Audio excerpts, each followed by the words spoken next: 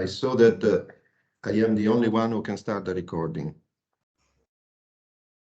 You got the This is a limitation of, yes, I'm the limitation of Teams. Okay, now it is started.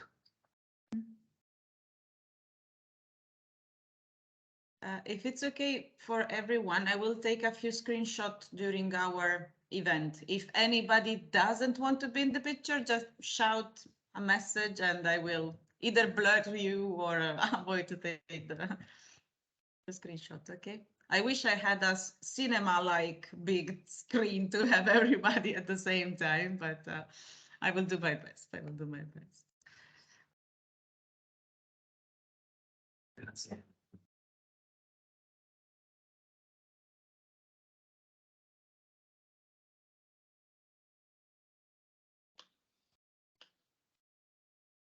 Do this one.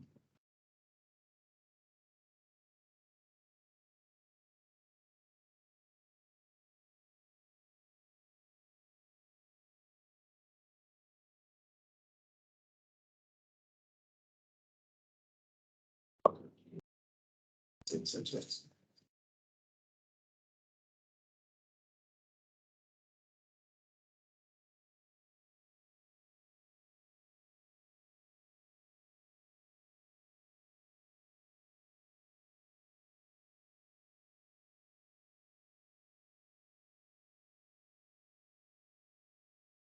I hope you don't mind the bubbles. It just brings a bit of color.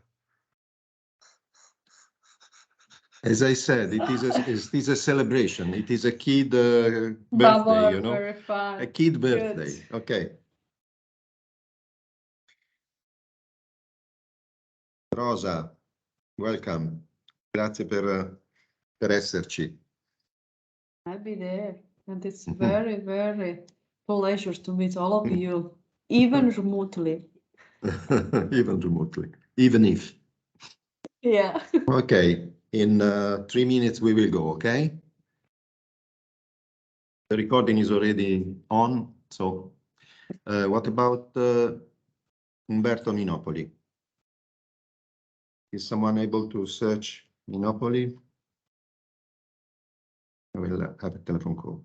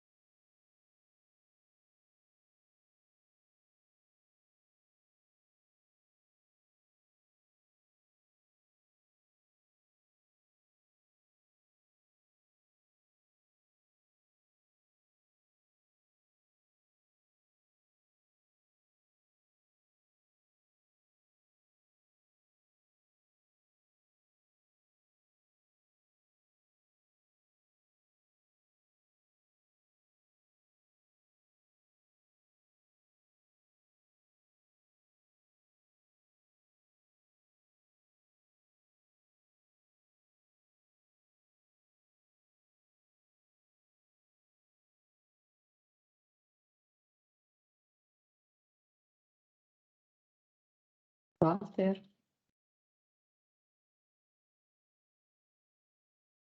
There is a hand raised by Marco De yes, by Lucchese. Marco. Marco, do you need we unmute you? Maybe he's already in. I don't know why he No, raised at he's the end. Or he's okay. in the room waiting. Okay, Okay. now it's okay. Okay, that's fine.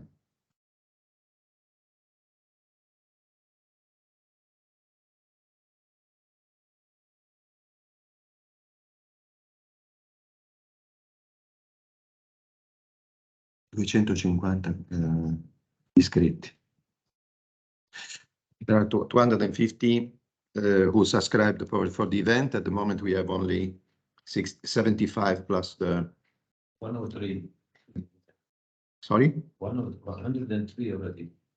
103 Mhm. connected now? Yes. Okay, Yeah. so the time. Okay, let's cross fingers for There the is network. Umberto Minopoli also. No, he's Umberto. already in. Yeah, right. Umberto, you are in? So, okay. I believe we can start. So I would recommend to close the cameras for let's say and speak let's say at one time at each one. Okay. So it seems it is my turn now to say to all of you, ladies and gentlemen, distinguished guests and participants, welcome on let's say in this meeting. Copy. Switch off the camera. Okay. Okay. And let's say welcome to this meeting, to this event, which is celebrating the 80th anniversary of the first criticality of the Fermi pile. I must say that we conceived this event since the start of 2022 because we could not miss an occasion like this one, which, by the way, has been enriched by many other events, and we will have some news about that. I will not go into details of what the criticality of the Fermi pile has been and what it has been its significance, because this will be said much better by the other people who will be intervening in this meeting. So this is something that will be covered later on. I just mentioned the fact that, as you know, in the cold afternoon of December 2nd, 1942, Enrico Fermi and its team started to massively produce nuclear energy with something that we now call nuclear reactors. This was really the dawn of a new era for energy, and we know it is the nuclear energy, and the navigator has landed in the new world. In this online event, we will remember in different ways that history, and then we will speak of the future perspective of nuclear energy, especially linked to its environmental friendly characteristic and to the opportunities for the new generation to undertake careers in this promising field. Now, I give the word to the other person who will have a welcome. The first one will be Professor Marco Ricotti of the Politecnico di Milano, who is president of CIRTEN, and then to Umberto Minopoli, president of the Italian Nuclear Association, and to Dr. Cilla Pesniak, president of the European Nuclear Education Network, for their welcoming address. So thank you very much for being with us and attending this meeting. So Marco, please. Thank you, Walter. First of all, thank you for the invitation, and thank you for the idea to organize such a very, very important celebration, because 8 years from the CP1 is something that deserves to be celebrated. From my side, from the Italian nuclear universities that are grouped in the CIRTEN consortium, thank you once more, and good morning, good afternoon, good evening to everybody that are attending the meeting, the event. I remember that CIRTEN is a consortium that was born in 1994. An idea, the first leader was Professor Forasassi from University of Pisa, that led the consortium for several years, bringing the possibility for the universities in Italy to collaborate on education and research on the nuclear items. So our main goal is still to prepare, to educate, and to support new navigators. new navigators, not only Italian navigators, because I would say almost in all the European and international universities, now we have international students. So we are preparing international navigators to continue the effort on the nuclear technologies.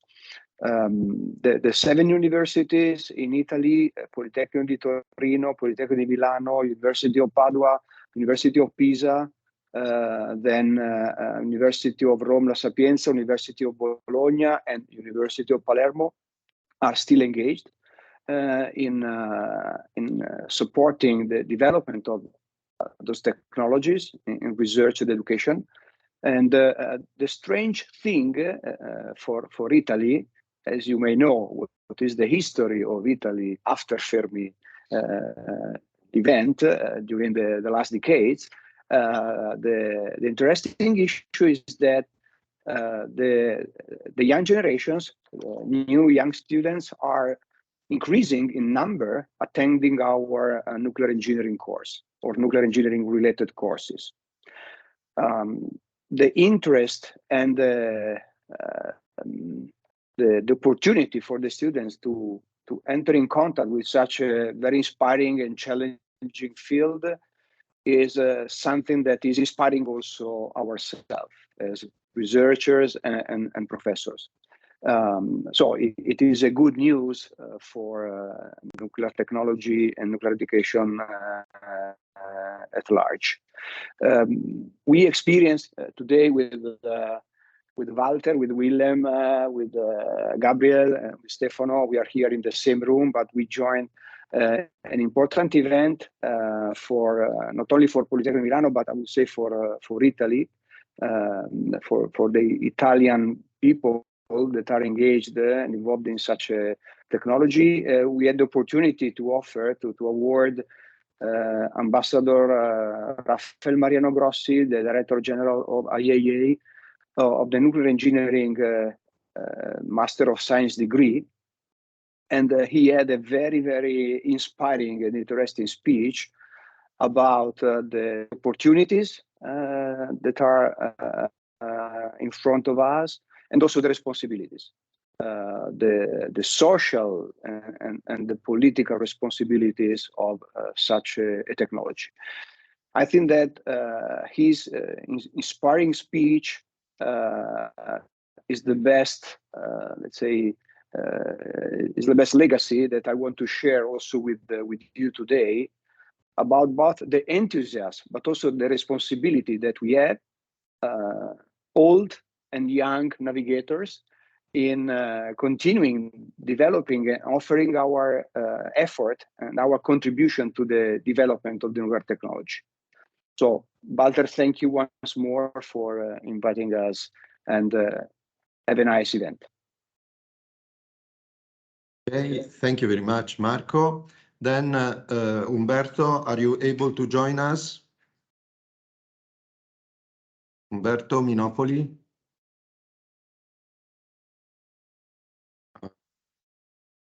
I don't see him at the moment. Umberto, is there any problem in connection? Can you check, Roberta, if he's connected or not? Hello? Yeah. Hello? Hello? Hello? Hello? Umberto? Walter, you hear me? Yes, I can hear you now. Please. Yes. Thank you so much to all of you. As Italian Nuclear Association, member of Nuclear Europe, we appreciate particularly the career event held on the recurrence of the 80th anniversary of the Chicago Pile First, the first nuclear reactor criticality, indeed, the authentic birth certificate of the future development of nuclear energy. Italy owes a lot to Fermi teachings. Thanks to them and to the routing of a great school in nuclear physics, engineering, and industrial construction, Italy has been a country leader on Pacific energy nuclear power in the 60 and 70 years. In 1987, due to a catastrophic referendum, Italy shut down abruptly is for nuclear plants. By so doing, Italy created the condition for severe dependence and energy insecurity, which is the current actuality of the country.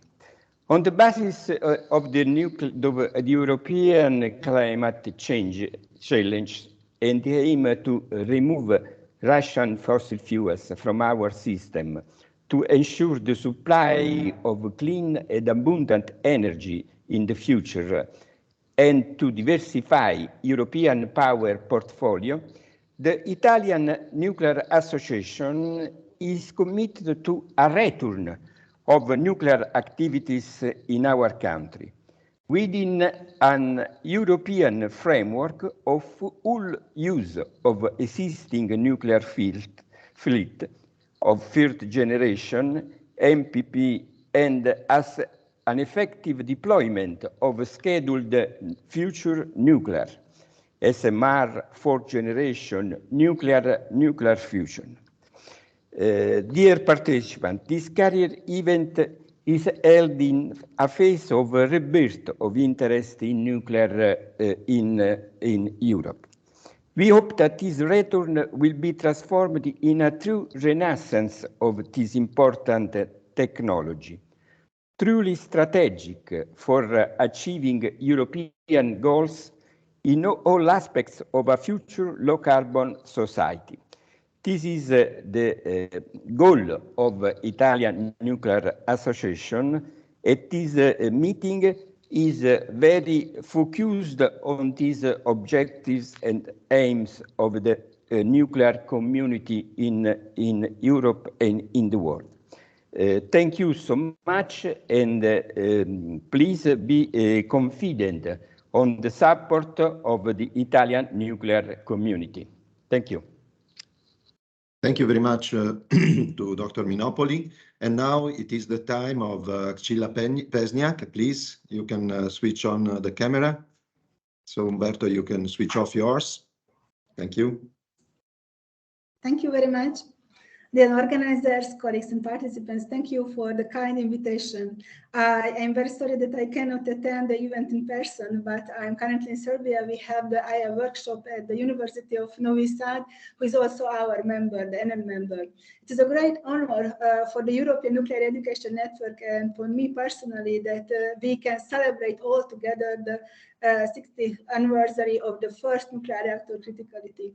I would like to say thanks for all the organizers like Italian Nuclear Association, to the children, and to University of Pisa, and especially for Professor Walter Ambrosini and the ENN communication manager Roberta Sirliu, Emilia Yanis from ENS for this excellent event. I also thank all the experts in the panel session and in the reactors for their enthusiastic cooperation and the support of the European Union and the IAEA. I hope that all 85 members of the ENN can celebrate together with us the safe, competitive, and sustainable use of nuclear technology is therefore based on the long-term commitment of all stakeholders to vigorously participate in the quest for the new and the management of the existing knowledge. All the nuclear-related communities have an extremely huge impact on this work. Moreover, we have to attract new talents. We need to bring up the new generation. We believe that together we can support nuclear science in bringing a greener future for Europe and all over the world. Nuclear science should play its key role in providing a cleaner environment, and this can be achieved through common effort made by scientists, researchers, educators, and of course our students, our new generation. Finally, I would like to wish you happy anniversary and very fruitful event. Thank you very much. Thank you very much, Scilla, as President of the European Nuclear Education Network. And thank you to all of you for welcoming the audience. Now it is the time to shift to the first item in our agenda, which is the connection with laboratories. And in particular, now it is the turn of the BME in Hungary. And so I can see Professor Szabolcs Ifrusz just there. I don't hear the sound, so please see what is going on. Okay. Hello, can you hear us? Yes, yes, perfectly. That's Great, it. thank you. Thank you. First, welcome everybody, and we would like to first play a short video, and hopefully it's going to work.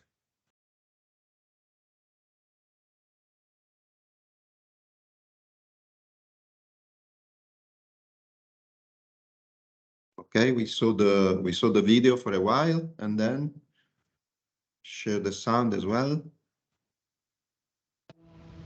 Okay, that's perfect.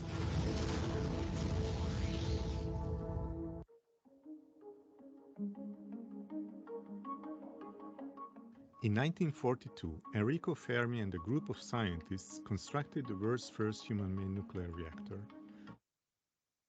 A large amount of graphite and small disks of natural uranium. After achieving a sufficiently large volume and pulling out the control rod, Fermi concluded that they reached a self-sustaining chain reaction for the first time in human history. The nuclear chain reaction is caused and sustained by the neutrons born in a nuclear fission reaction.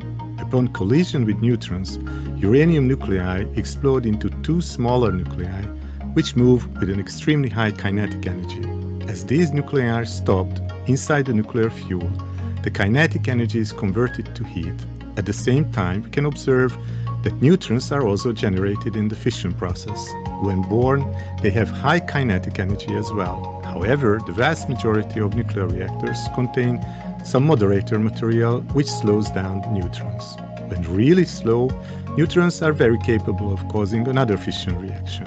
In Fermi's reactor, graphite played the role of the moderator. This diagram shows the neutron intensity measurement as observed by Fermi's team on December 2nd, 1942. In the first few experiments shown, the neutron intensity came to a stable level. However, in the last experiment, there is a continuous increase of neutron intensity, denoting the reactor reached criticality.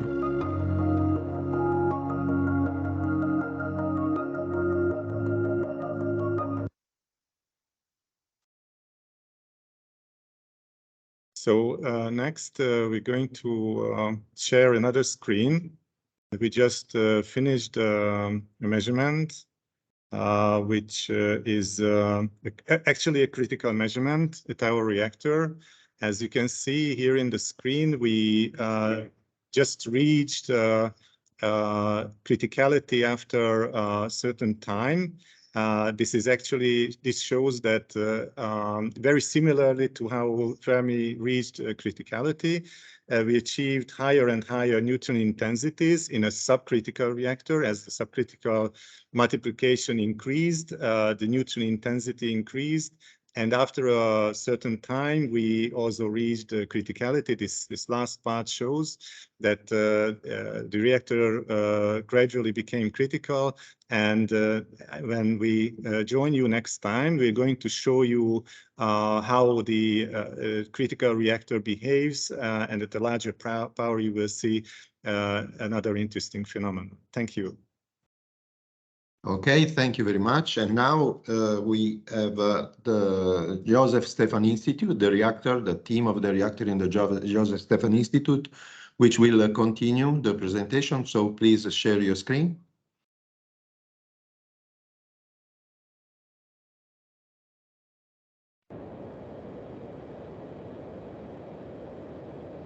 Okay. Okay. Welcome. Hi, Walter. We are gathered here at the Joseph Stefan Institute's Triga Mark II reactor, and we will show you first a short intro, and then Tanya will show you a live demonstration of our reactor. So.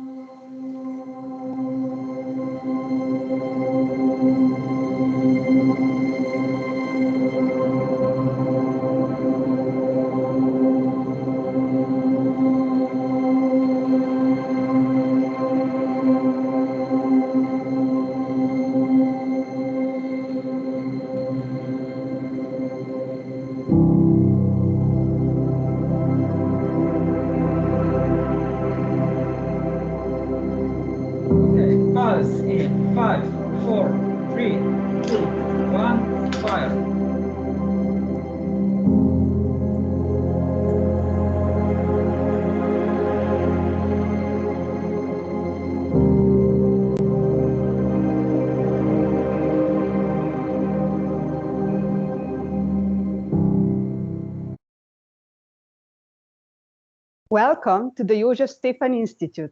We are very honored to be part of this event celebrating the 80th anniversary of the first man-made sustainable fission reaction. We will show you a step reactivity change experiment to demonstrate the inherent safety of the TRIGA reactors. We are currently in the control room of the TRIGA Mark II reactor in Ljubljana. The reactor was built in 1966 and was originally equipped only for stationary operation. However, in the year 1991, it was reconstructed to be able to operate also in pulse mode. The nominal reactor power during normal operation is 250 kilowatts. However, during pulse mode, reactor powers can go up to a gigawatt. The TRIGA Mark II reactor at the Joseph Stefan Institute is mostly used for various experiments, irradiation of samples, training of nuclear power plant operators, and education of students from all around the world. Now follow me, we can go and take a look inside the reactor building. Now we will enter the controlled area.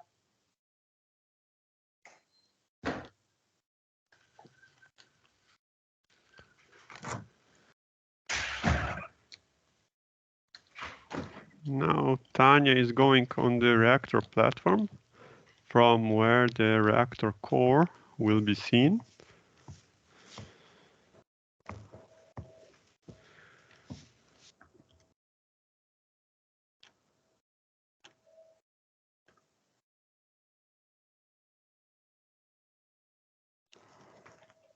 Now we are at the reactor platform. The reactor TRIGA Mark II is a pool-type reactor. The core is placed inside the aluminum tank and submerged under 6 meters of demineralized water. Water serves as coolant, moderator, and biological shield. The tank is placed inside the concrete biological shield. The pool-type construction enables insertion of samples inside different horizontal experimental channels. And we also have vertical experimental channels. Inside different experimental channels, the samples of different sizes can be inserted. For example, this is a triangular channel. Sample can be inserted inside it and placed inside the core. The reactor power is controlled with 4 control rods. Their mechanisms can be observed here. The reactor power is monitored with neutron detectors positioned outside the reactor core. Now we can go back to the control room to perform the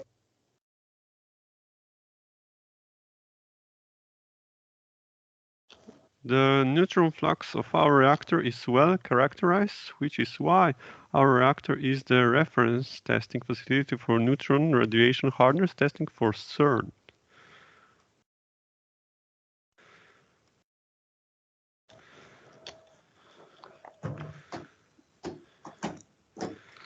Now Tanya is closing off the lights.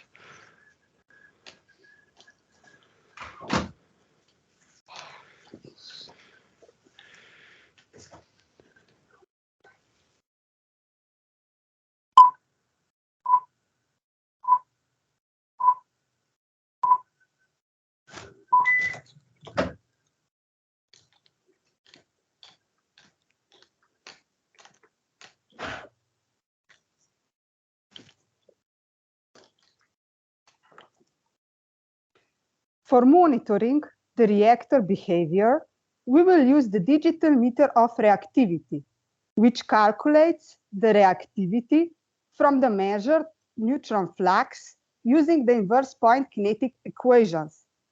In red color, we can observe the neutron flux signal.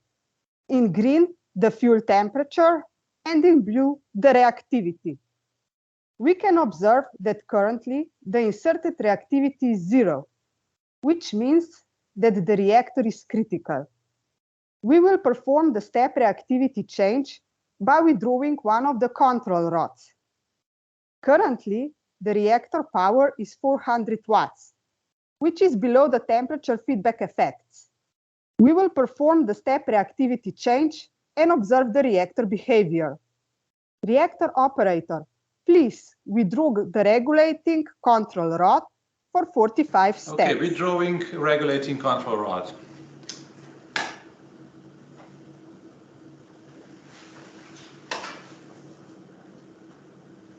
Control rod withdrawn.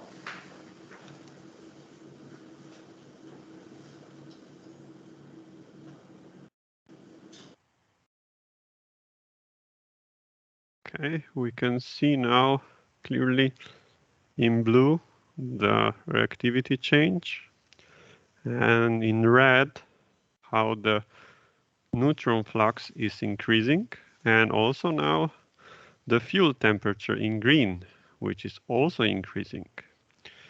And as the temperature increases, also the reactivity gets lower. And if we switch now to the reactor view, we can see how the Cherenkov light appears, and it will become stronger and stronger. And the Cherenkov light is very nicely seen in these holes, which are where there aren't any fuel elements, so the light can clearly be seen. And maybe Tanya can add more to it. The Cherenkov radiation is the consequence of the charged particles traveling faster than the speed of light in water. With increasing reactor power, the fuel and consequently water start to heat up, resulting in the thermal movement of water, which we can also see. The natural convection is enough to cool the water in the trigger reactor. The unique uranium zirconium hydride fuel used in the trigger reactors can withstand high temperatures up to 1000 degrees Celsius and has high negative temperature coefficient of reactivity, which makes trigger reactor inherently safe. When we increase the reactor power, we reach the point when the fuel temperature starts increasing, and we can observe the temperature feedback effects, which start to decrease the reactivity. In time, the reactivity drops back to zero, and the reactor stabilizes on a new higher power level. This experiment demonstrated the inherent safety of the trigger reactor due to the negative feedback effects. This concludes our experiment. So we will ask the reactor operator to shut down the reactor and observe the time decrease of the signal. Shutting down the reactor.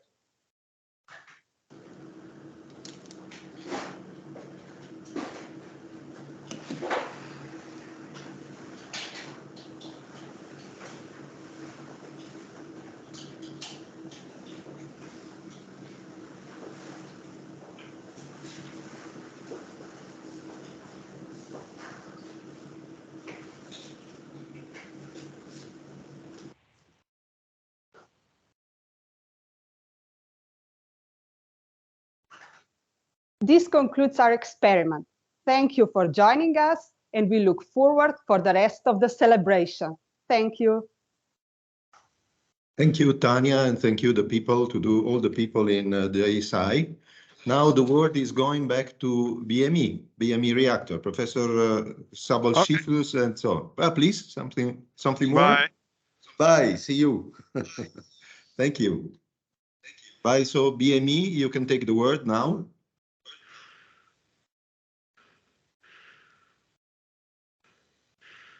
Okay. Hello again. Okay. We still need a bit of time to show you the nice Cherenkov light. I think it's not really perfectly visible. I can take it. So we need maybe 2 or 3 minutes, but until then we can also show you something.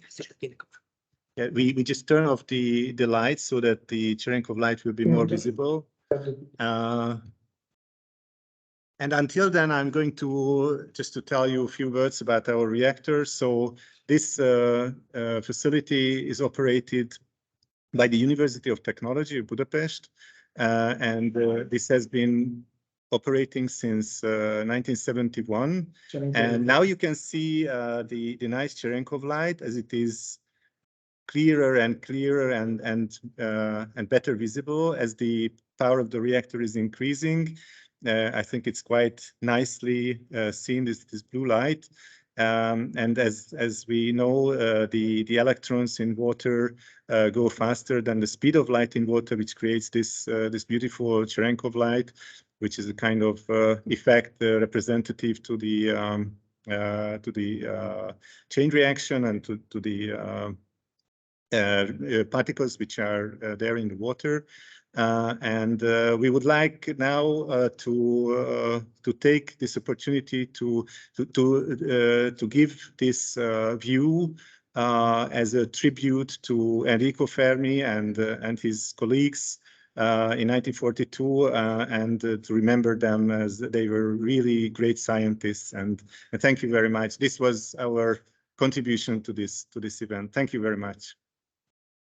Thank you, Savos. It was very, very nice, super nice, and let's say I believe that each one of us can shake hands virtually, in order to thank you for this contribution, also for the JSI Joseph Stefan Institute. And now I believe we can, on this very nice picture, I don't want to ruin with my presence, let me say, on this very nice picture of the Cherenkov light, we can shift to NRG, the nuclear consulting company, and to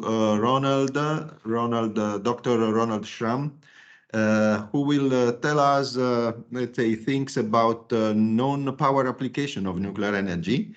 And also he will have a surprise, I know. Huh? Yes. I'm told. Okay, please go.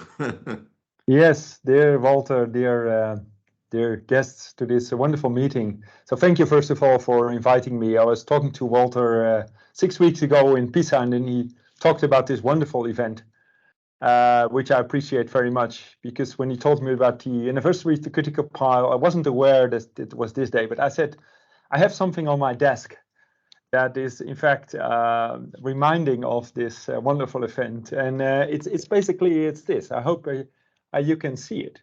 What this is, it's a piece of graphite.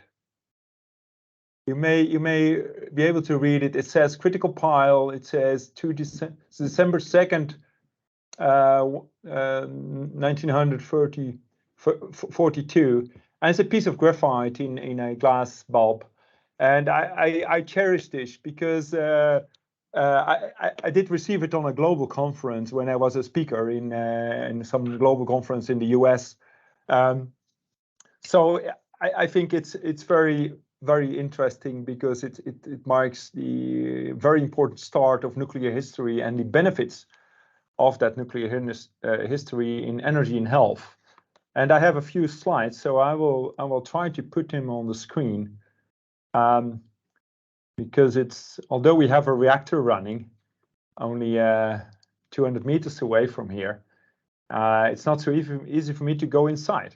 So I hope you all can see this, and if not, please somebody tell me. Yes, it's okay. Yes. So some of you may have heard that there are plans in the Netherlands to re-enter into nuclear. Of course, we have one nuclear power plant, but there's plans for two new nuclear power plants in the south of the Netherlands.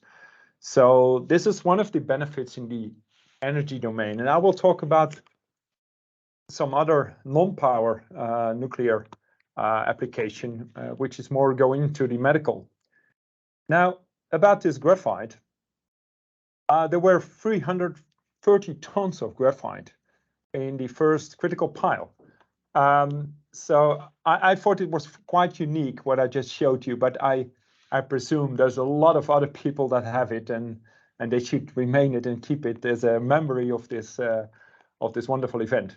So here you see the picture. I think we just saw it also in the movie of the basically big graphite bulb in the basement of the baseball stadium in Chicago, only producing 1/2 watt, as I found in the Wikipedia.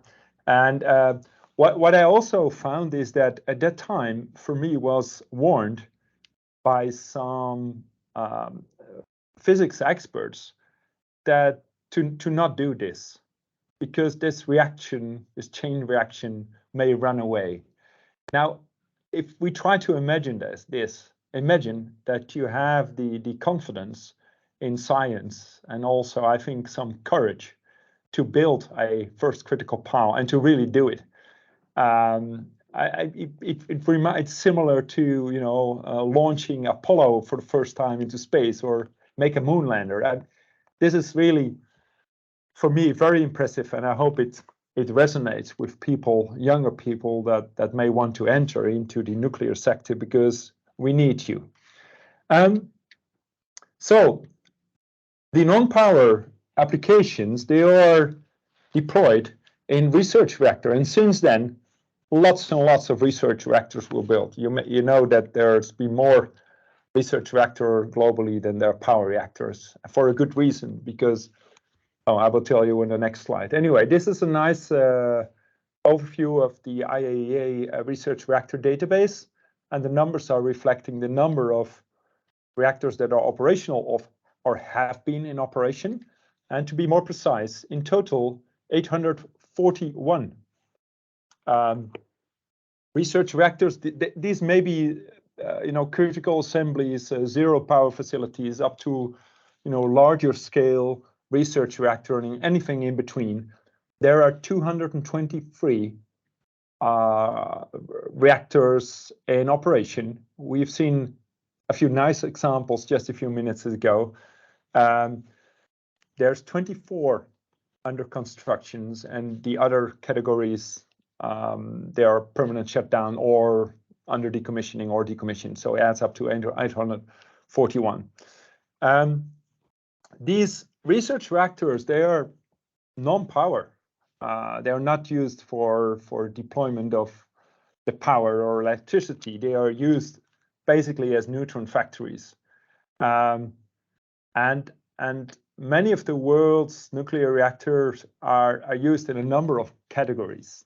Now, research and training is, of course, very important, because nuclear, you cannot use nuclear without properly trained nuclear scientists, nuclear engineers, and operators. So the role that these reactor or these facilities have in research and training is extremely essential. One of the other uses is materials testing. Now, this can be materials like you have reactor pressure, vessel steels, or you have like fuels for nuclear power plants, and they need to be tested. Because normally it's a requirement for a license, or it may be a requirement for long-term operation for certain materials. So we need these reactors for doing that material testing. And the third one, and also historically this one came later in the history of the research reactor, is the production of radioisotopes for both industrial and medical purposes. You see on the right side, you see the Cherenkov effect of the high flux reactor in Petten. I'm only a few hundred meters away from that. Right now it's in operation. And you can see the operators working with big tools, distance tools. The reactor core is about 9 meters under the water surface. The water functions as also as a biological shield. And it's an open pool type reactor. So it's used for research. So you can place research facilities inside, but also for production of medical isotopes. And since these isotopes need to be put in the reactor or taken out of the reactor during operation, you need to be able to access it. And this is why you see these operations from the bridge. They are handling the tools, and they can put in and take out any material related to the medical isotope production. So neutron factories. So basically the power, this reactor, a high flux reactor, is 45 megawatt. But the power is really, it's a byproduct, right? it's the newtons that we are after, and the lower the amount of power you use for getting a certain number of newtons, the better it is. So going on to what we actually are doing, basically it's two processes that we're interested in. One is already shown in the nice movie that you just saw. There's the fission reaction, so your neutrons on uranium-235 splits into fission products, and we have heat and radiation released, and the process is ongoing into a chain reaction. Now, if we are looking to isotope production, we are interested in the fission products. Why is that? Because some of these fission products have energies or gamma energies that are relevant for medical purposes. They are relevant for imaging. That is the case for the daughter product of molybdenum-99. You see here, so it's one of the fission products, which is technetium-99m, and that's being used as a isotopes for nuclear medicine. Basically, it's the workhorse of nuclear medicine. Most of the uses worldwide are associated with that. Another one is, of course, iodine-141, which can also be extracted from the same process that you get the moly from. It is quite an intricate process because there's a vast amount of fission products you produce. So it's a big chemical mix, a chemical soup, from which you have to extract only one chemical element, moly in this case, or iodine, with very high purity. So that's one way of deploying the reactor. So basically, the targets that you use for that are very similar to the fuel. It's normally some metal alloy with uranium. You have to dissolve that and pick out chemically selectively the isotope or the chemical elements of interest. The other one is neutron activation, of course. So in that case, you use the neutrons that are widely available in a high flux to bombard these neutrons on a target material, and that target material then changes into a product. And examples of that is the production of lutetium-177. It can be produced from lutetium or from yttrium, depending on the route that you choose. This product is used for the treatment of prostate cancer. Another one is iridium, 192, and that can be produced from iridium metal, enriched in the appropriate starting material, and that, for example, is used as a for breast cancer therapy. Now, what happens? So this is the very crude scheme of the physical process, but what is happening really is in the medical supply chain, the medical isotope production. You have to, if you go from left to right in the graph, you see you have some target material, like I just said, like can be lutetium, can be uranium, can be iridium. You put that source material in a nuclear facility. This can be either a cyclotron or a reactor, and from that you get the radioactive material, which is basically the active ingredient for whatever the nuclear medicine is that you're after. Once it gets out of the reactor, so I'm in the orange pictograms now, you have to process it. So like the uranium activated product, you have to process the fission products out of it and to purify. And for other, for each target material, each product combination, you need to design and build a very specific chemical process. After that, you have the active material, the active ingredient, and then you get more or less into the radiopharmaceutical stage. Then you really need to make sure that you have a environment, what they call a good manufacturing environment, to make sure that whatever you do is good enough to go into a hospital and finally will enter the patient. Now this is the basic scheme, and I should say that when a doctor is making an appointment for a patient for a nuclear medical treatment, it has to be very precisely be planned with the whole supply chain. The materials are decaying, so you have to make sure that on the basis of the patient appointments, that the whole supply chain is planned accordingly, is synchronized with that. So for us, when we start a reactor, it's starting at 12 noon, it's very important it starts at 12 noon. And that we do everything to make sure that we start as precise as possible, because if we get delays, we will have delay further in the chain, and the hospitals, they will notify, they will notice that, and so it's very much a just-in-time scheme that we're after.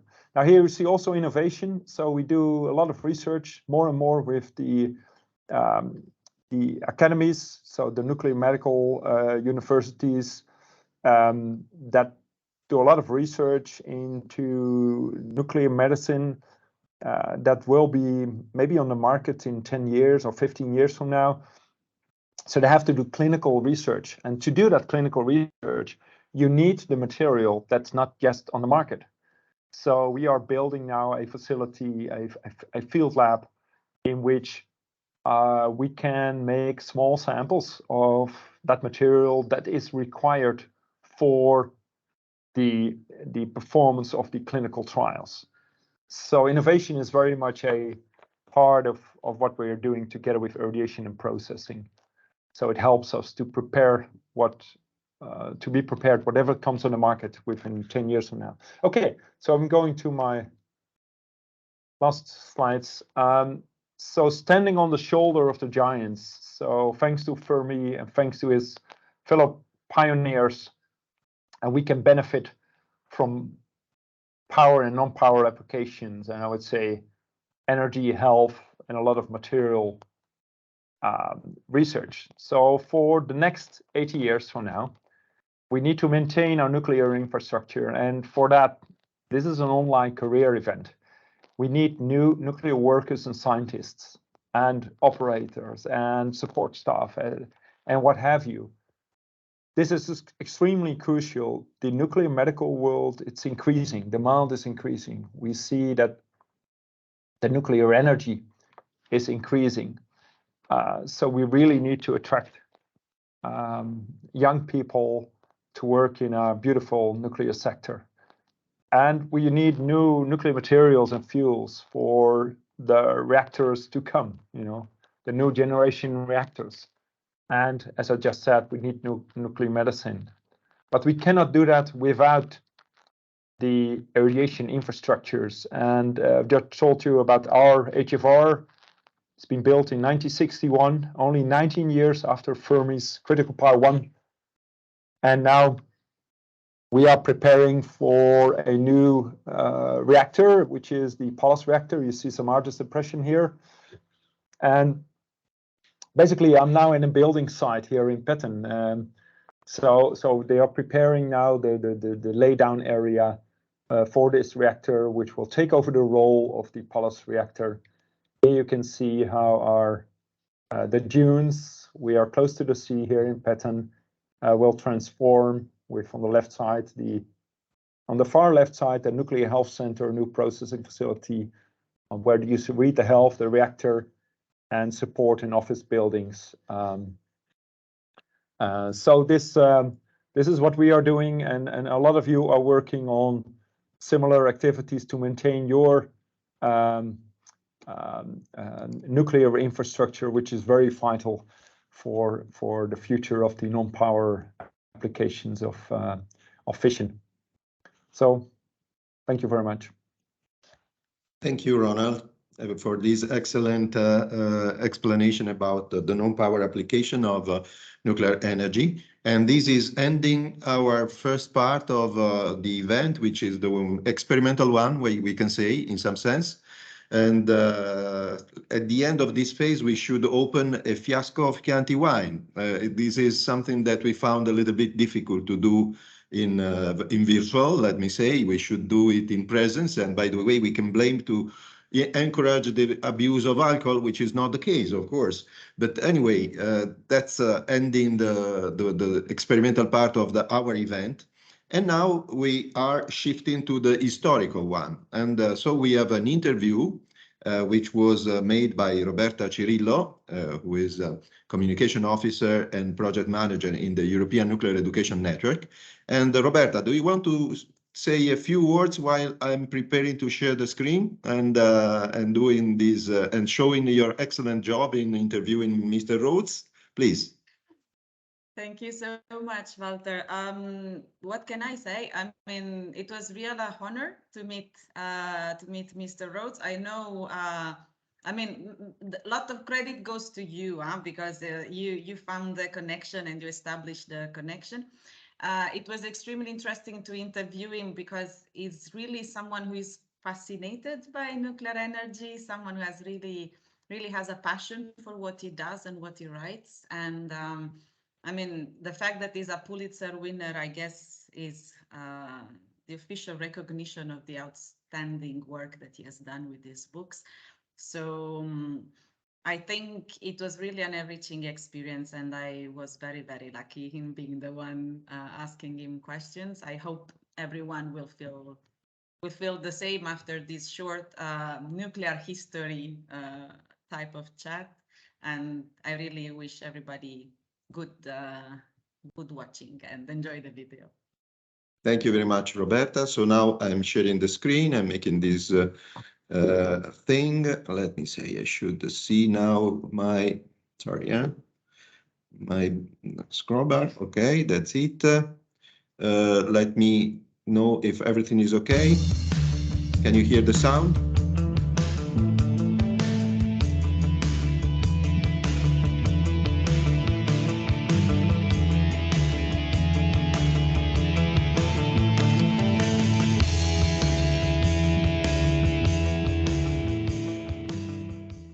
Thank you very much, Mr. Rhodes, for accepting our invitation. Good morning, good evening. Thanks a lot for being with us. And we are organizing this event in the frame of the NN2+ project, and we want to celebrate the 80th anniversary of the first criticality achieved by the Fermi pile. And we know that you described this event in your books in an amazing manner. And you described a lot also Enrico Fermi as a character and as a person.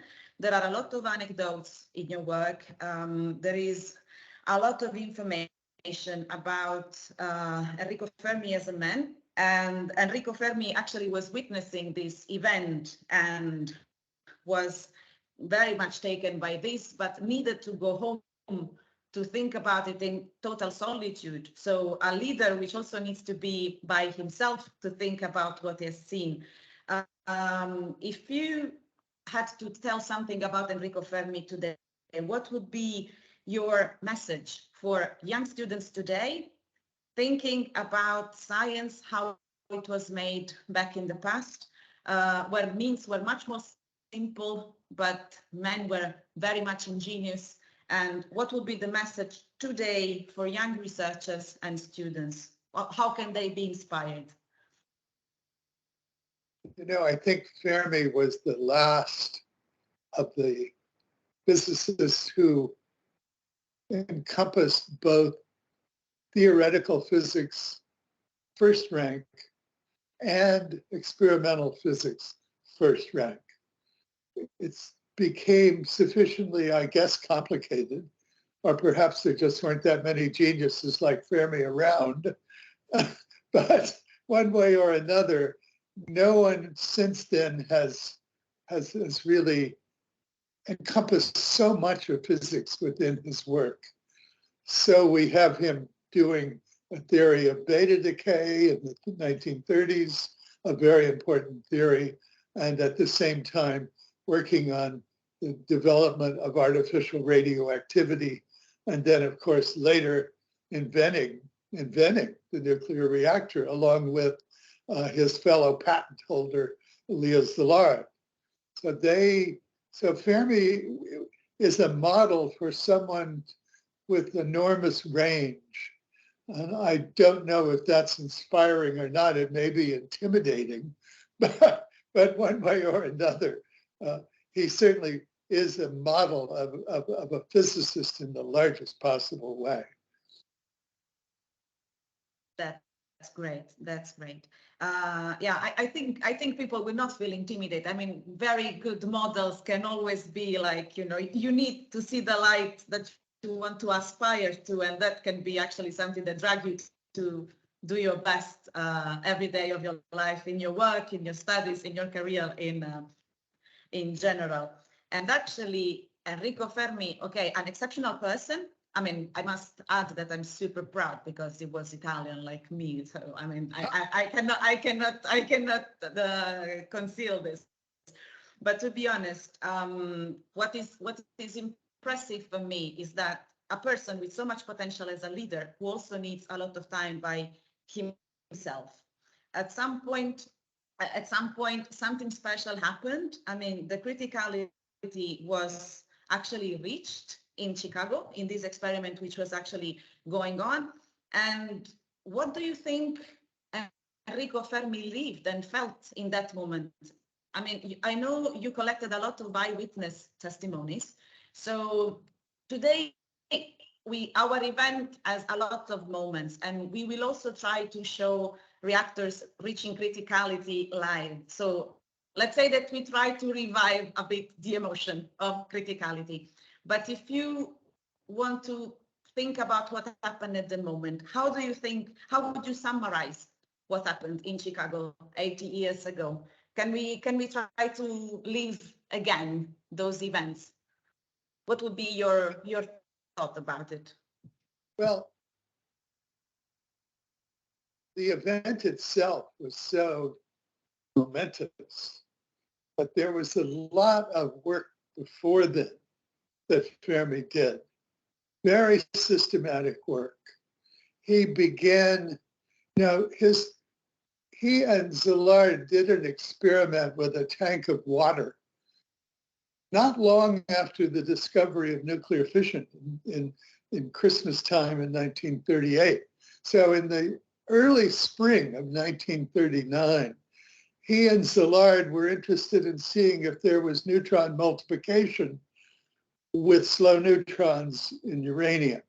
And they built a big tank of water and they canned some powdered uranium and put these cans in a configuration in the tank of water, which when you see the diagram, looks like the beginning of a nuclear reactor. Units stacked around with a moderator separating them. So at the very beginning, they had some sense of what they were going to have to do. And they did find neutron multiplication in this experimental arrangement. So that in itself indicated that there would be a chain reaction. And that was very important because if you simply had fission by itself, you didn't have very much. You had to have some way to multiply these energetic splittings of atoms. And this was the beginning of figuring that out. From there, Fermi and Szilard went to, now at Columbia University in New York, went to building what they called exponential assemblies, which were subcritical assemblies of uranium and not now water, because water turned out, normal water, natural water, turned out to be a little bit too absorbing of neutrons to work with natural uranium. That's why eventually heavy water was used in some reactors. And that's why modern light water reactors have enriched fuel rather than natural uranium. So what would be the medium that would slow down the neutrons? something that's available and would work turned out to be graphite, the material that's in pencil lead. And graphite is, of course, a solid, a fairly lightweight solid. It's not a very expensive material. So Szilard went off and started finding sources for graphite blocks. And Fermi started assembling in a room at Columbia University these exponential piles, which got bigger and bigger as more material became available. Now, someone had to carry these heavy blocks of graphite into the room and set them up. And so Fermi enlisted the football team at the University of Columbia University, hired them as laborers to carry these heavy blocks of graphite into the room and around. He would measure the neutron multiplication with these subcritical assemblies as he built more and more of them as more material came in, and was able then to develop the numerical background that he needed to see when a chain reaction in these materials would reach criticality, because of course that needed to be under control. There had to be a way to limit a chain reaction once it became critical, or it would run away and blow up. And that obviously wasn't something he wanted at Columbia University, much less when they then moved, as the war program began, and it was focused at the University of Chicago in the middle of the United States. The whole system was moved there. And the University of Chicago had given up playing football. They decided that was a waste of money. This was a very intellectual university then and now. So they had a disused football stadium. And under the football stadium were some squash courts, the game of squash. There was a big double squash court, just the right size where you could assemble this rather large structure, because they were using natural uranium. And the critical mass of natural uranium in this assembly was measured in tons, not as with a plutonium core of a bomb in kilograms. So this was multiple kilograms, thousands of kilograms. So Szilard was busy getting the material, and it was important to get very pure graphite. There are impurities in normal graphite that absorb neutrons. So they needed graphite of very high purity, more than had ever been made before. No one had ever needed it for this purpose before. So Szilard was busy doing all of that, accumulating these materials, insisting on purity and so forth, while Fermi was now, in the fall of 1942, beginning to put together what would become the first nuclear reactor in the world, the first man-made nuclear reactor, I should say, because there had been some natural reactors operating millions of years before, when there was more uranium-235 in uranium than there is now. But that's another story, and a very interesting one to be sure, but we'll stick with the pile. So Fermi loved American English and tried very hard to get rid of his Italian accent. He never was able to, and it was a source of great frustration for him. But he liked English, and since they were stacking these blocks of graphite into what in English would be called a pile, just a bunch of stuff stacked together, he called it a pile.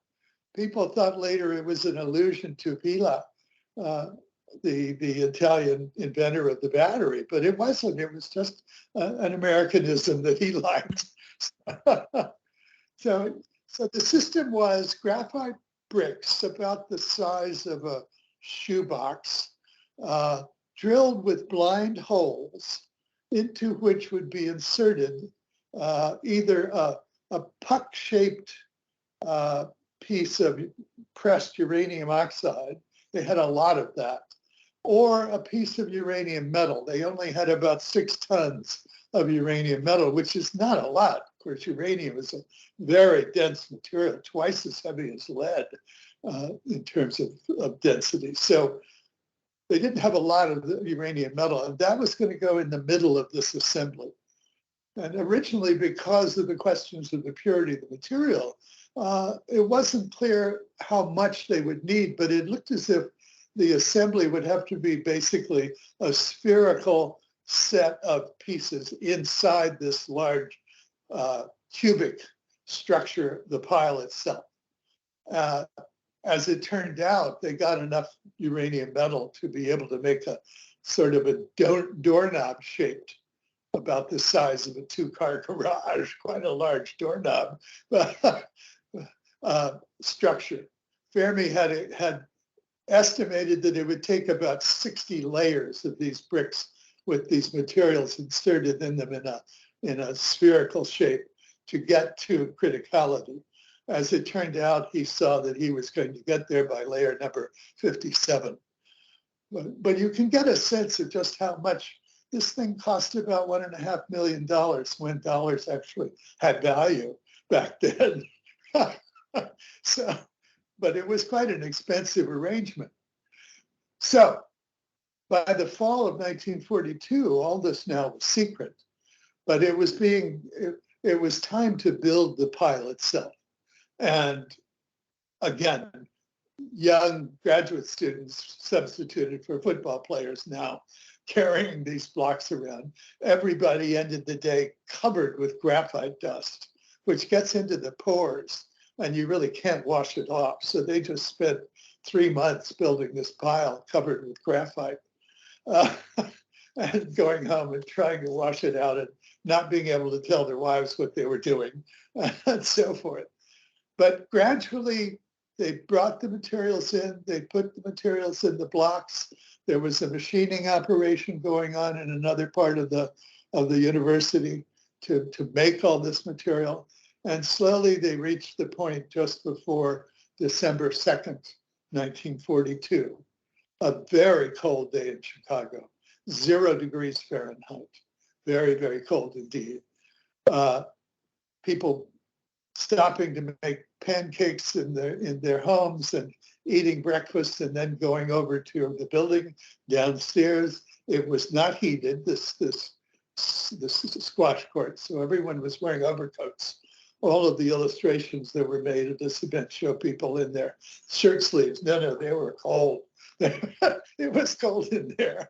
The only heat came from the instrumentation with the vacuum tubes and so forth. And Fermi was a very methodical person. He had realized, I think, that you don't get somewhere by rushing through things. You take things very slowly and carefully. So they started adding the final layers to the pile in the morning. And when they got to, I don't know, layer 50 or something like that, Fermi looked at his watch and said, "It's time for lunch." And everybody went home for lunch. This momentous day in the history of the world. The first time a power source that wasn't directly or indirectly derived from sunlight, nuclear energy, was going to be produced in the world.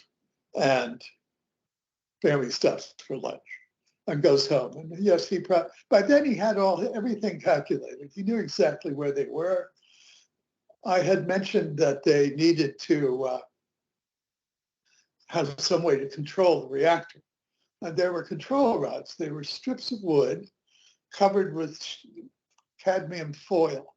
Cadmium is a fierce absorber of neutrons. So you could just slide one of these strips into slots in the graphite bricks, and that would diminish the reaction accordingly. And when they were all spread in, they called them zip rods. Fermi would say zip in, and the zip rods would be pushed in and the reaction would be quenched, basically. And then when you pulled them out, the reaction would go up again. There were also provisions for an emergency because no one had ever done this before, and who knows what unexpected physical results might follow. So up on top of this big wooden structure, there were some sacrificial young physicists put up there with buckets of cadmium solution. This was called the suicide squad.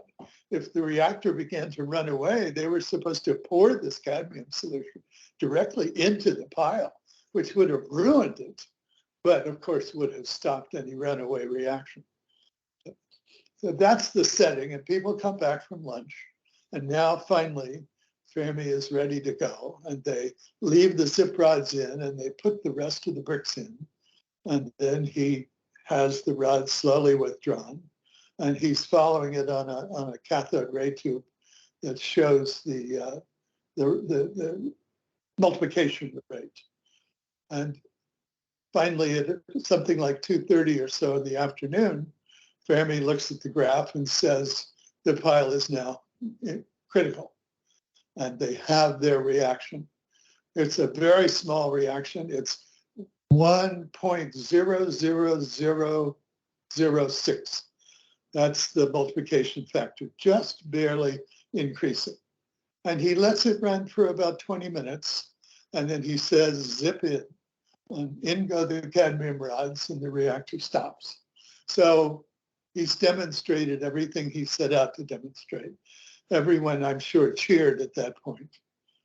A message goes off immediately to Washington, to the leaders of the Manhattan Project, that says the Italian navigator has landed in the New World, reference, of course, to Columbus. And the message comes back, were the natives friendly? And the message goes back again, yes. So that's the code for it worked. And then they leave and walk into another room where they have a fiasco of good Italian red wine, Chianti, and they drink a toast in little paper cups. I mean, I really can feel that back in time there was a lot of creativity in the mind of people and a lot of will to actually unveil the unknown, although we don't know what we don't know. So in some cases, you may discover, as you said, a mix of different things. And of course, this is also a way how humanity progressed. This is also how we can evolve through a better species to better beings, actually. And starting from here, I have another thought in mind. You also wrote another book called Energy, Human History. And basically that you analyze the development of different energy sources in something like 4 centuries, like 400 years. And in your opinion, I guess it's not easy, but you are a special person, so I can ask difficult questions. What would be the main lesson learned from your experience after this travel through time to experience the needs of energy in different ages of human history? So lesson learned through ages. What would be the main ones?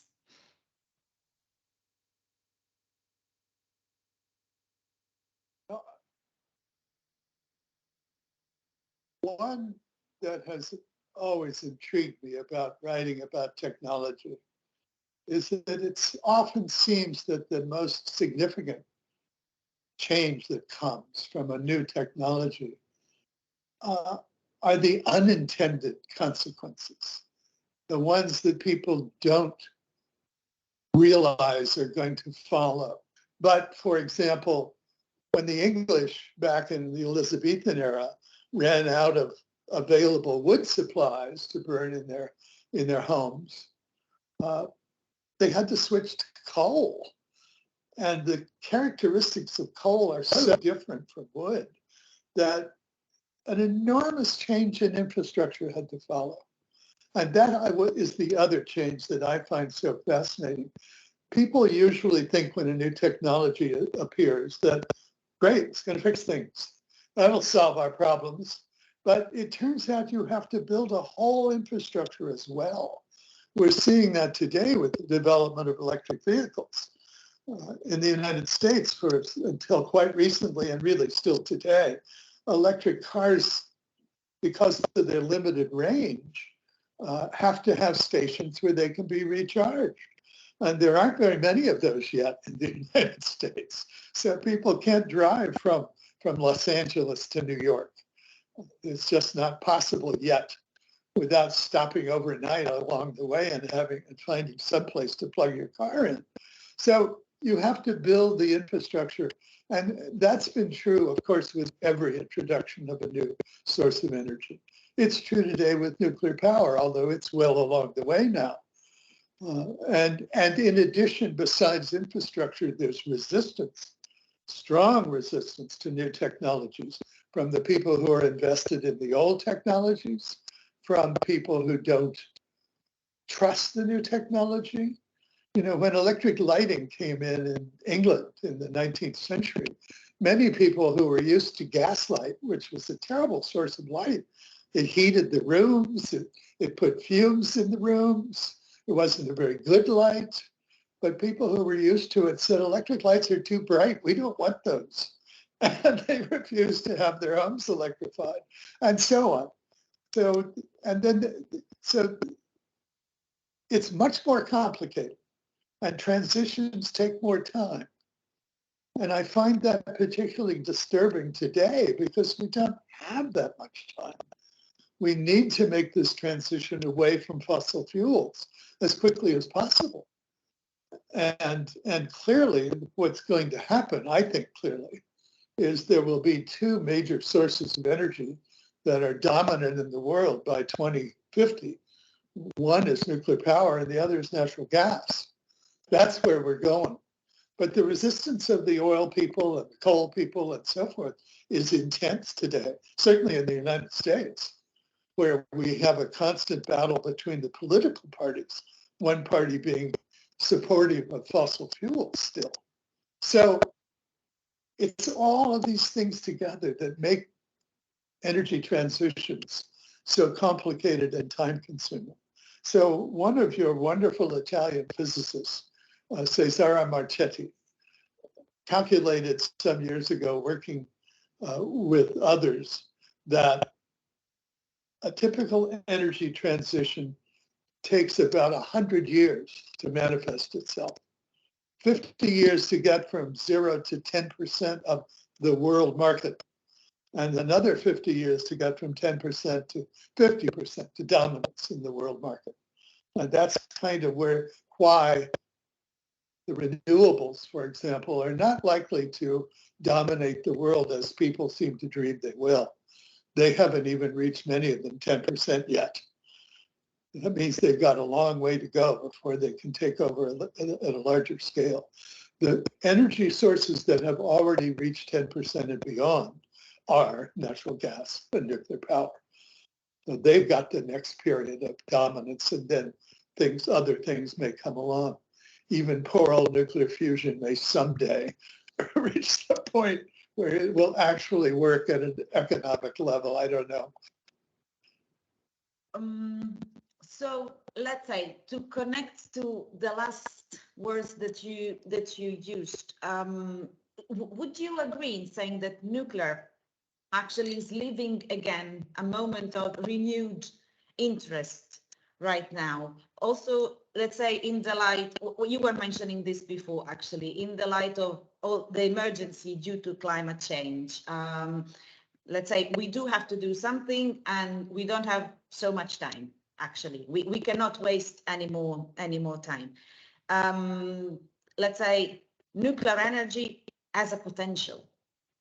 Would you agree? Has a potential for the development of humankind? What is your opinion about it? You already expressed it partially, definitely. But if you would like to send a message, like there is climate change, there is an opportunity with nuclear, how can this be conveyed for the development of humankind? You know, when people in the developed world worry about the future in terms of energy, they tend to focus on climate change. And of course, that's a major issue. But they forget something else that's equally important. And that is the developing world is moving toward needing and wanting and demanding a more middle-class life. In other words, the development of energy. So there are actually two demands right now in terms of energy transition. It's not going to be enough just to build nuclear power reactors for the developed world. Africa is going to want more energy, does want more energy, needs more energy. And it's not going to get there by having one light bulb in every house that's powered by a solar panel.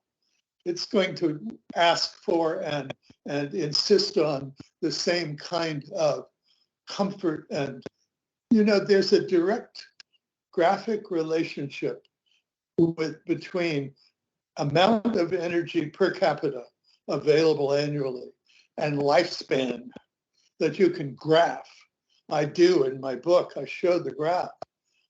When you get to about 3,000 kilowatt hours per person, people typically live to the age of 70. And that's a good standard right there. If you get above that, the age length of lifespan doesn't increase that much. So the differences up above that have to do with things like Norway uses a lot more per capita energy because it's dark and cold up there all winter, and they need to. The United States does as well for whatever reason. I won't go into that question, but in any case, 3,000 kilowatt hours per person per year means a decent lifespan for the people in that country and in that society. That's where the whole world is moving. And, you know, it's interesting. The reason nuclear power got such a bad reputation among the environmentalists had to do with the period back in the 60s when there was a kind of a moral panic about world population was running away. We were going to reach 40 billion people by the end of the 21st century, and Earth couldn't sustain all these creatures. Said, we can solve this problem. We don't have to have people starving all over the world with nuclear power. We can supply enough energy to feed that many people if we have to. Well, of course, what everyone was missing is that when you have a population increasing in longevity because of improvements basically in public health, and particularly in the education of women, interestingly enough, population diminishes. If you don't have to have 10 children in order for one to survive to adulthood to bury you when you're old, then you cut down on the number of babies you have. And that is exactly the demographic transition, as it's called, has happened now all over the world. There's no place in the world where population, it's still going up because so many young people were born in the past 20, 30, 40 years. But it's going to decline until we're basically at break even. You know, it's actually in Europe, the birth rate is below reproduction. In the United States, it's there as well. And we're going to reach a steady state in terms of population, deaths and births matching up.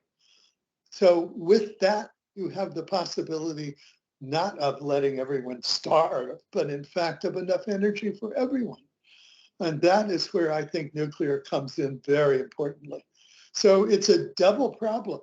And I sometimes wonder if we're going to solve it in time to deal with global heating, as I think one should now call it.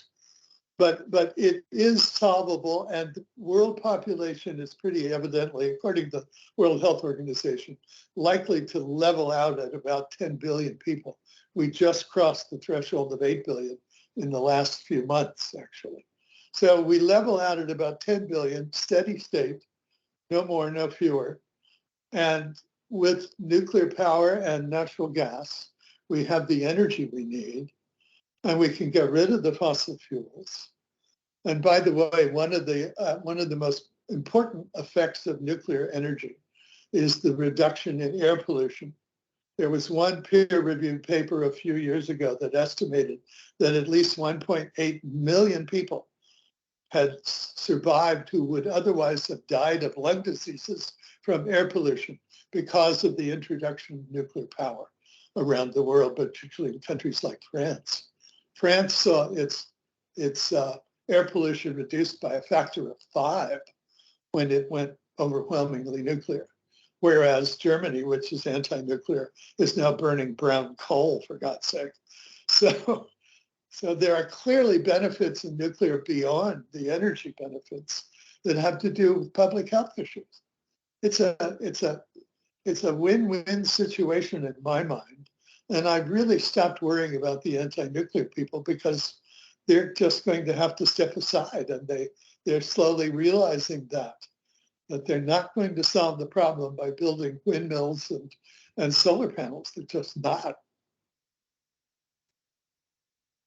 So first of all, thank you very much for all this, for your time and all this question. I would like to end on a good message for the young generations.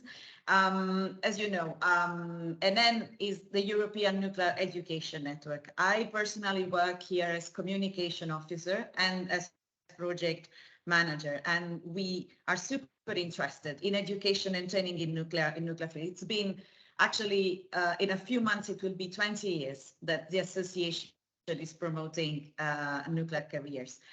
And we do this through projects, through events like this one.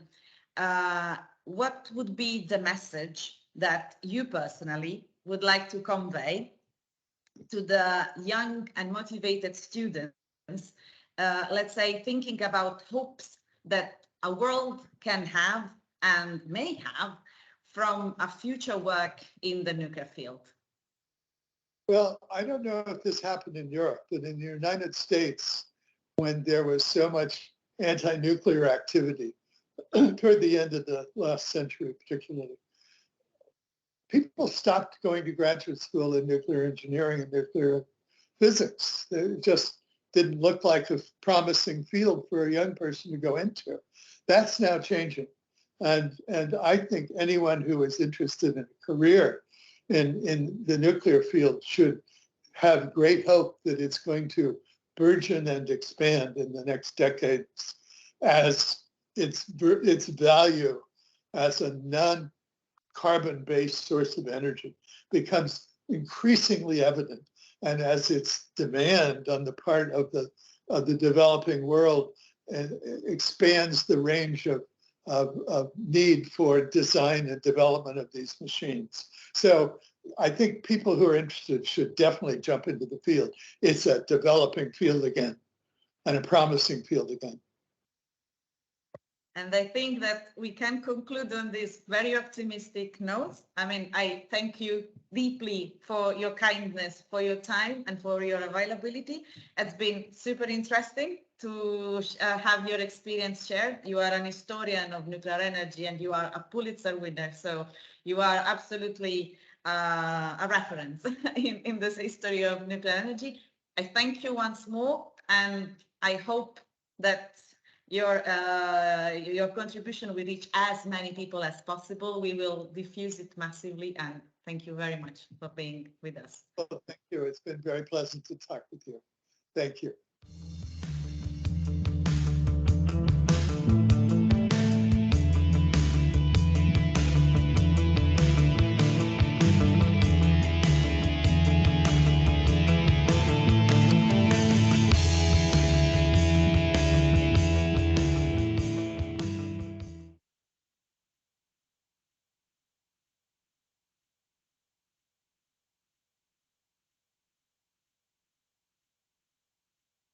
Sorry, okay, I'm back. So thank you very much, Roberta, for this excellent interview to Mr. Rhodes, and thanks to Mr. Rhodes for the time he devoted to us. And so, Roberta, if you want to introduce now the panel, let me say we will have let's say I need to have the time to show on the screen the interview by Rafael Mariano Grossi as an introduction to the panel itself, so you can say a few words while I'm shifting, okay? Thank you. So you can switch off the camera and just, okay, thank you. Definitely, definitely, okay. So first of all, thank you so much. I see we are a lot of people attending. I mean, I feel at the same time excited and scared by this. It's amazing to have such a wide audience. It is a pleasure. Sorry. It is a pleasure. Sorry, I have to. Okay, I have to stop it. So, no, sorry, please. I have to interrupt the IAADG. So, So the idea now is the following. We have a few inspiring speakers that will share their thoughts with us. We start with a recorded message from the IAEA director, who got this morning the laurea d'onore et Polimi. And then I will introduce one by one our distinguished guests, and I will give them the floor to share some message with the audience. So I will simply say names and a few seconds to explain their roles, and then leave them the floor one by one to share some meaningful message about nuclear and what we can achieve altogether for a cleaner future. But first of all, the floor to Rafael Mariano Grossi, the General Director of IAEA, who sent us a super nice recorded video message. Thank you very much. I'm ready.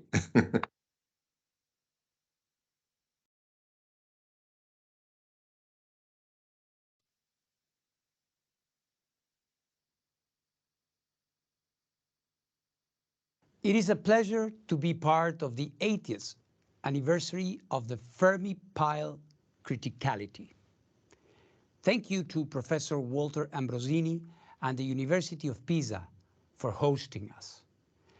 The chain reaction created under the stands of the University of Chicago's football field was, of course, an enormous scientific achievement and an important moment in history.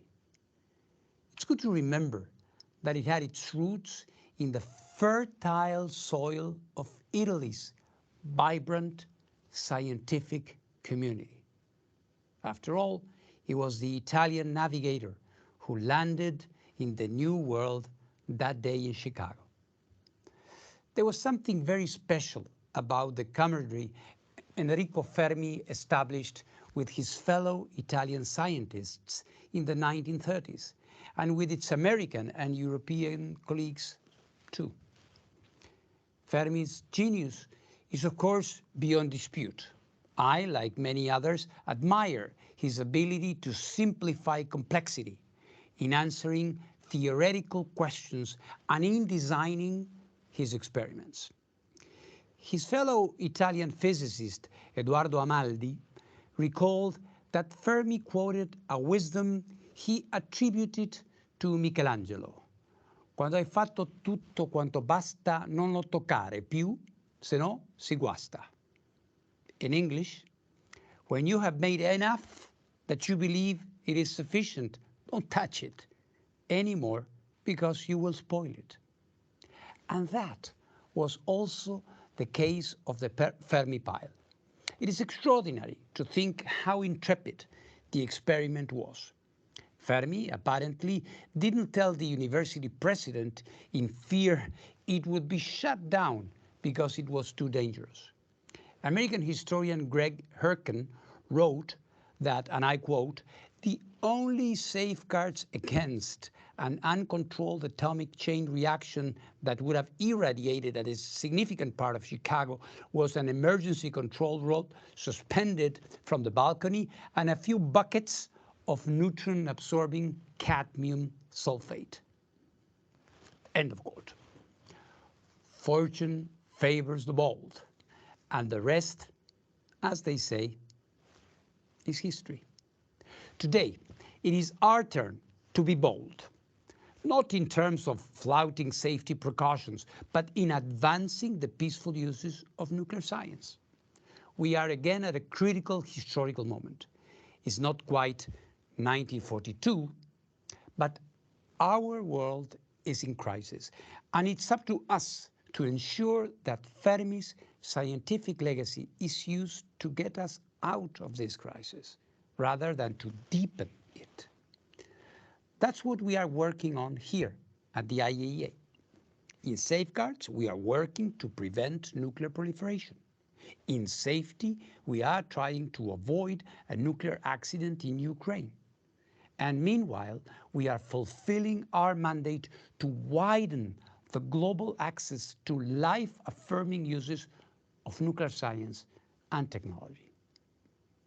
I hope that in another 80 years, our successors will again come together and be able to say that the Fermi pile criticality helped nuclear power avert climate disaster and that nuclear weapons were a threat of the past. And who knows, maybe they will also have figured out why or whether we Earthlings are all alone.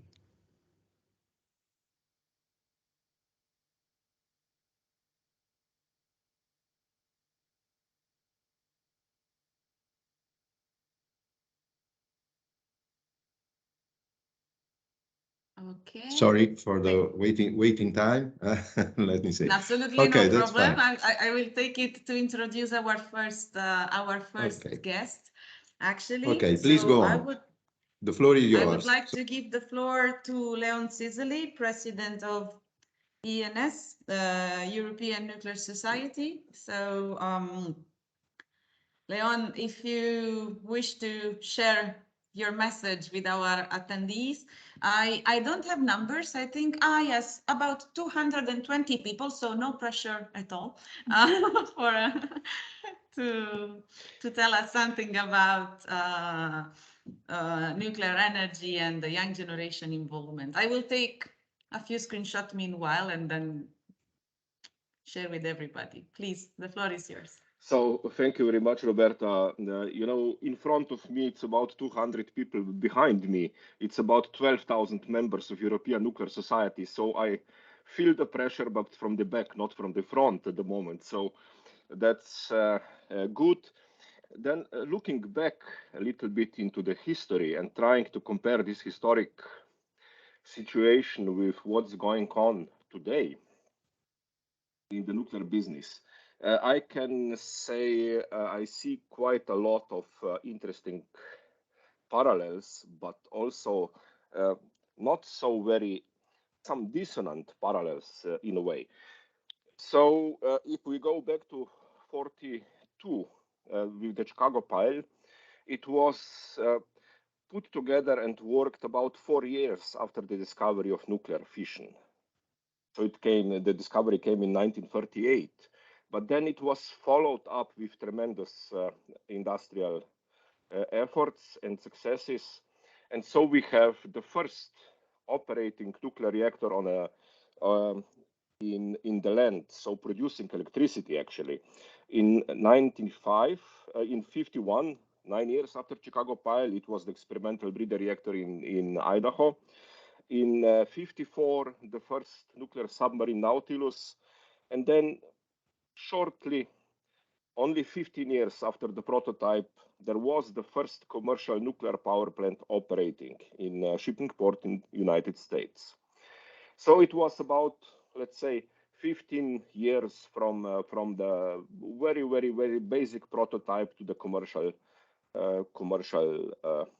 machine. Today, we struggle with, I would say, much longer times. We would have in the order of 10 years to actually construct a machine which is more or less known for decades. And this brings me to the second point, and very important point. A nuclear power plant is with us for about a century, so 10 years from decision to construction, 60 plus years of operation, and some 10, 20 years of cleanup, the commissioning. So it's 100 years. And in 100 years, a lot of things happen in science, like we celebrate 80 years of the human-controlled chain reaction today. It's not yet 100 years since we, the human, were able to control this process.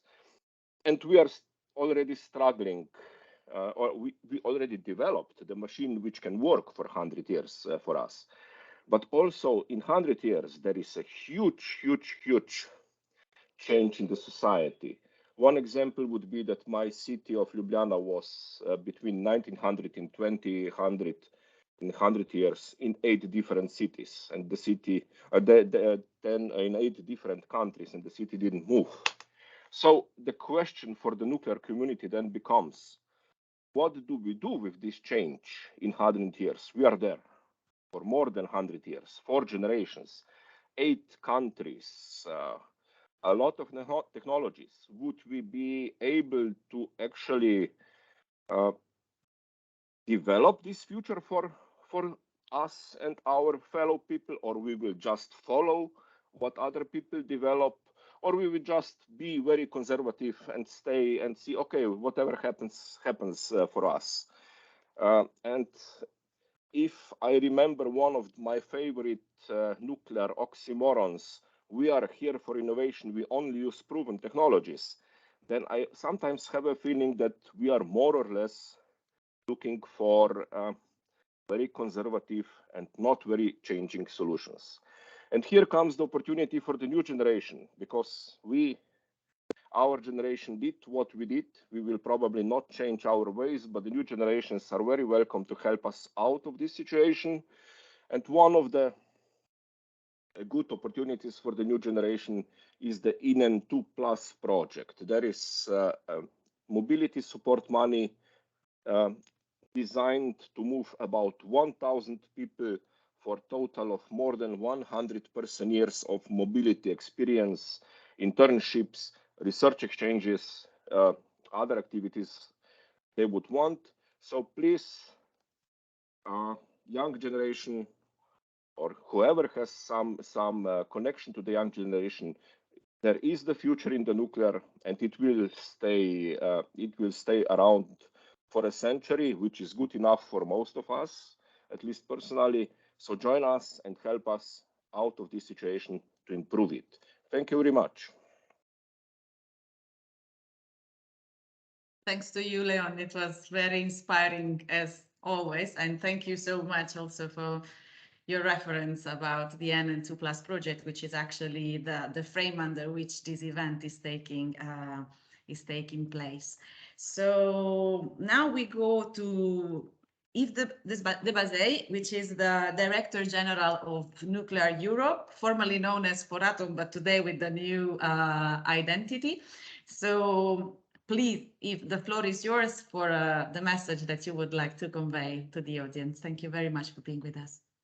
Thank you very much, Roberta, and thank you to Walter and others for this initiative. I think it's very interesting and very helpful to remind that we had some pioneers in our industry a long time ago, and we believe, I believe, the European nuclear industry believe that we have also to still innovate for the future, and I think it's really something we have to bear in mind.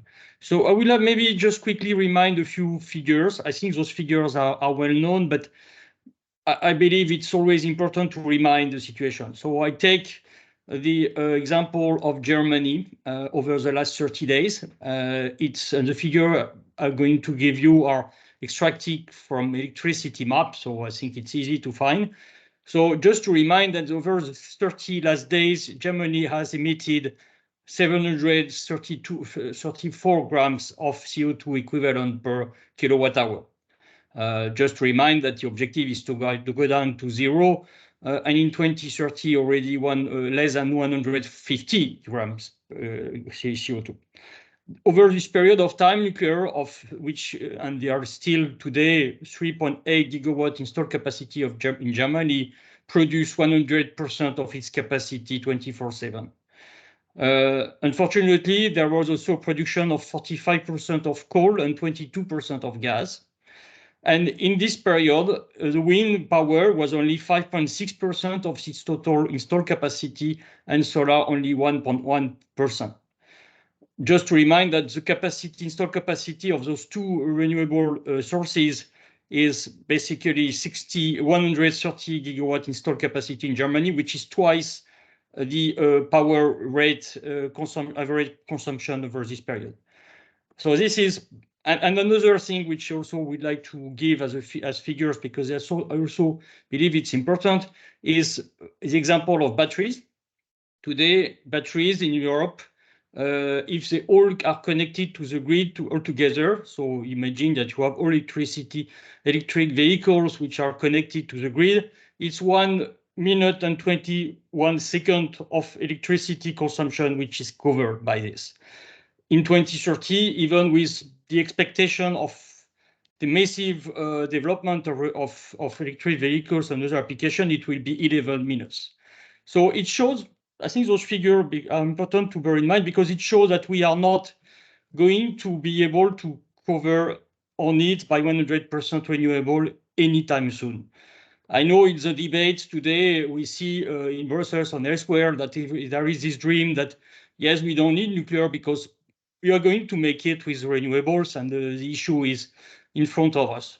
If you multiply, if you take the solar example of Germany, 1%, even if you multiply the share of PV by 10 times, then it's only 10% and not more.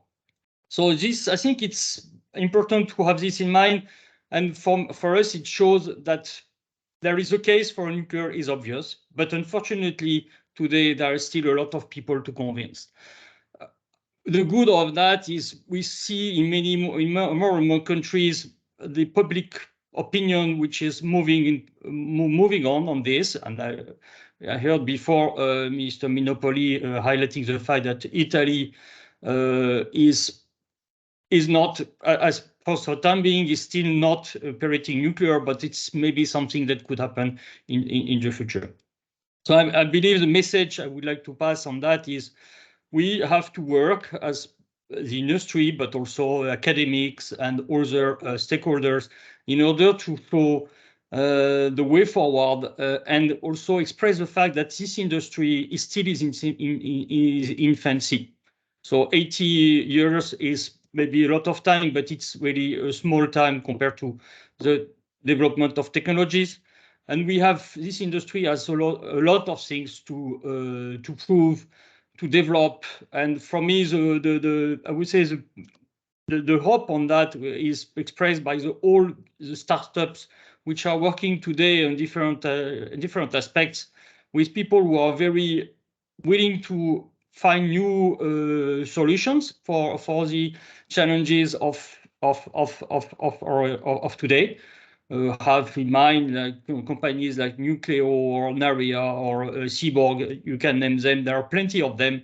And I really believe this is a way forward because also it's a good way to attract the youngsters who are the one who will take over and I would say meet the challenges that we are facing today. And that's it for me.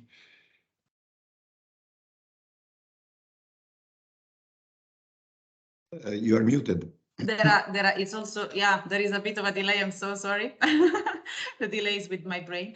I mean, I was just saying that is indeed very inspiring to see how in the nuclear world we can also see startups as of today, and for sure it will lead to a scenario which is improving more and more with the future.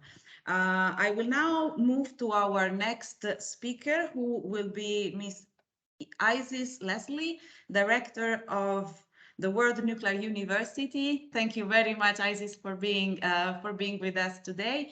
For those who were aware of the agenda as it was, Isis is actually proxying for Ms. Sama Bilbao Leon, but Isis was so nice and so flexible to take up the invitation very last minute. So double thank you for you for being with us today. It was very kind from your side. So please, the floor is yours. Thank you so much. Thank you so much. Thank you for inviting us to speak on this panel. I'm really pleased to be joining you guys today on behalf of the World Nuclear Association and of the World Nuclear University.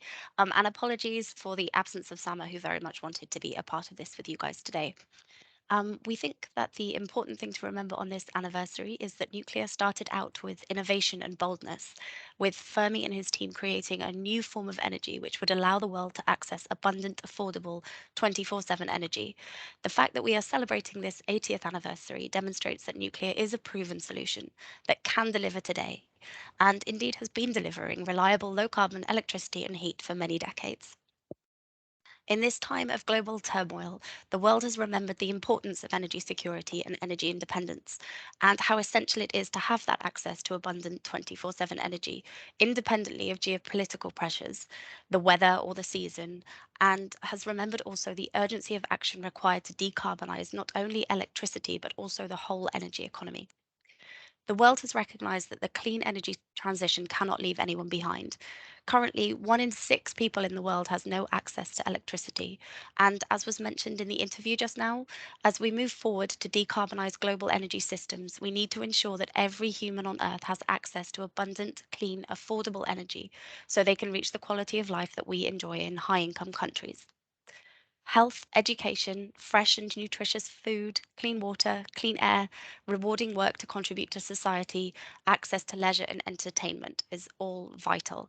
And at this critical moment, the world is taking another look at the options that nuclear offers to reach these goals. We're seeing a change in both policy and public opinion towards nuclear energy across the globe, and this creates some really huge opportunities for the global nuclear industry. The great news is that we are one of the only technologies that can produce low carbon electricity and heat at the same time, which could be a game changer to decarbonize the entire economy, including other hard to abate sectors beyond electricity, such as industrial processes, heating and cooling of buildings, shipping, and the production of fresh water. If we are to meet the 1.5-degree climate goal, nuclear must increase installed capacity fourfold in the next 30 years. And for this vision to become a reality, there are a few things that need to happen, and all of them are up to us. Streamlining and licensing of global regulatory frameworks must be in place, which allow the optimum deployment of nuclear technology at a global level. Robust supply chains, capacity, and know-how has been re-established at a global level, and these robust capacities allow the industry to deploy nuclear projects on time and on budget every time. And of course, the most important is the human capital.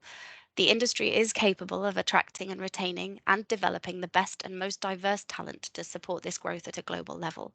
We need to develop the next generation of leaders for all nuclear professions and ensure that we have the leaders needed to take the industry into the future. But more than ever, it is necessary for us to collaborate, to scan the horizon together to identify challenges and opportunities, and to all work together to address them. The nuclear community needs to challenge the early pioneers, to again be bold and innovative, and to again deliver what humanity and our world needs.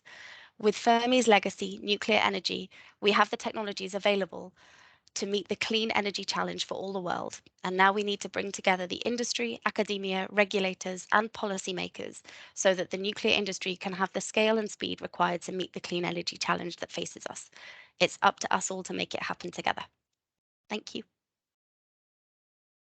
Thank you so much, Isis. That was very nice. And indeed, I see the message also coming from the participation to COP27, which if we want to meet the 1.5 climate goal, indeed, nuclear must be in the picture because it's low carbon energy, and definitely we have the potential to achieve these goals thanks to the technology that we are all here to develop together. Thank you very much indeed for your message. I would now move to Roger Garville, so to the head of Euratom Research Fission Sector at the European Commission. So I would like to give the floor to Roger. I see your mic is open. Voila. So perfect. Thank you so much for being with us. Roger, the floor is yours. Okay, thank you very much, Roberta. Thank you to all for this opportunity to be able to contribute to this celebration. I will focus my remarks concerning the Euratom framework. So we have a unique Euratom framework which allows us to develop nuclear technologies for the last 60 years, and this is really to ensure the safe and sustainable use of peaceful nuclear energy and non-energy technologies. So for 60 years, I would like to confirm that knowledge and competence in nuclear science and technology has been developed in Europe, but also through international cooperation. Europe would not have been, Euratom would not have been possible if Europe was not continuously maintaining a high level of competencies underpinned by sound and advanced research. So today we can say that all EU member states meet equally high standards for safety, for radiation protection, for safeguards, non-proliferation and security. And the EU also became the first major regional actor with a legally binding regulatory framework which follows the implementation of the latest directives on safety, radioactive waste, and the basic safety standards. So as you know, today we have something like 3 nuclear reactors in operation in 13 EU member states. Nuclear energy provide about 25% of the EU gross electricity generation, but also 50% of the EU low carbon electricity, which is really relevant and overall support something like 1 million jobs. So we have 4 nuclear reactors under construction and commissioning in France, in Finland, and Slovakia. But there are also today 20 reactors at different stage of planning and preparation in 10 member states, like in Bulgaria, the Czech Republic, Estonia, Finland, France, Hungary, the Netherlands, Poland or Romania, and Slovenia, but also even if we have had Brexit in the UK. In addition, we can also confirm that there are deep geological disposal under construction, commissioning, or even ready to be put in operation, such as in Finland, France, or Sweden. Of course, the present geopolitical and energy crisis escalated by the war between Russia and Ukraine calls for a reconsideration of the European energy and climate policies. So as you know, nuclear energy is fully recognized as eligible for the taxonomy, green financing and the Green Deal. Member states' resilience and recovery plans and Repower EU include nuclear projects. We have example in France, in Belgium, in the Netherlands, and all contributing to the energy security of supply and trying to preserve the social, economic, and environmental model that we benefit within Europe. So of course, nuclear will face challenges, but we should also embrace all great opportunities that are lying ahead of us. It could take the key role in decarbonizing the entire EU economy by providing heat for industry, for district heating, production of hydrogen or ammonia or synthetic fuels, but also the emerging nuclear technologies such as small modular reactors or advanced modular reactors became lately rather fashionable. So in any case, large or small, we need them all and as quickly as possible. So concerning the Euratom Research and Training Program, we are benefiting from a consistent success in pursuing excellence in research and facilitating pan-European collaborative efforts across a broad range of nuclear science and technologies, nuclear fission and fusion, radiation protection and radioactive waste management, nuclear safety, safeguards and security within the EU and further. And these activities are in line with the Horizon Europe priorities and missions, where excellent science prevails, industrial leadership is promoted, tackling also all the societal challenges and for the health and the wealth benefits of every European citizens and in contribution to the sustainable development goals. So to fulfill all these R&D programs' key objectives of maintaining high level of nuclear knowledge and building a more dynamic and competitive European industry, we have been promoting pan-European mobility of researchers and implemented co-financing of transnational access for research infrastructures, but also joint research activities through research and innovation actions, coordination support actions, but also lately clearly supporting European joint programs or partnerships. And you're probably aware of Eurofusion for fusion, EURAD for radioactive waste management, or Pianoforte for radiation protection.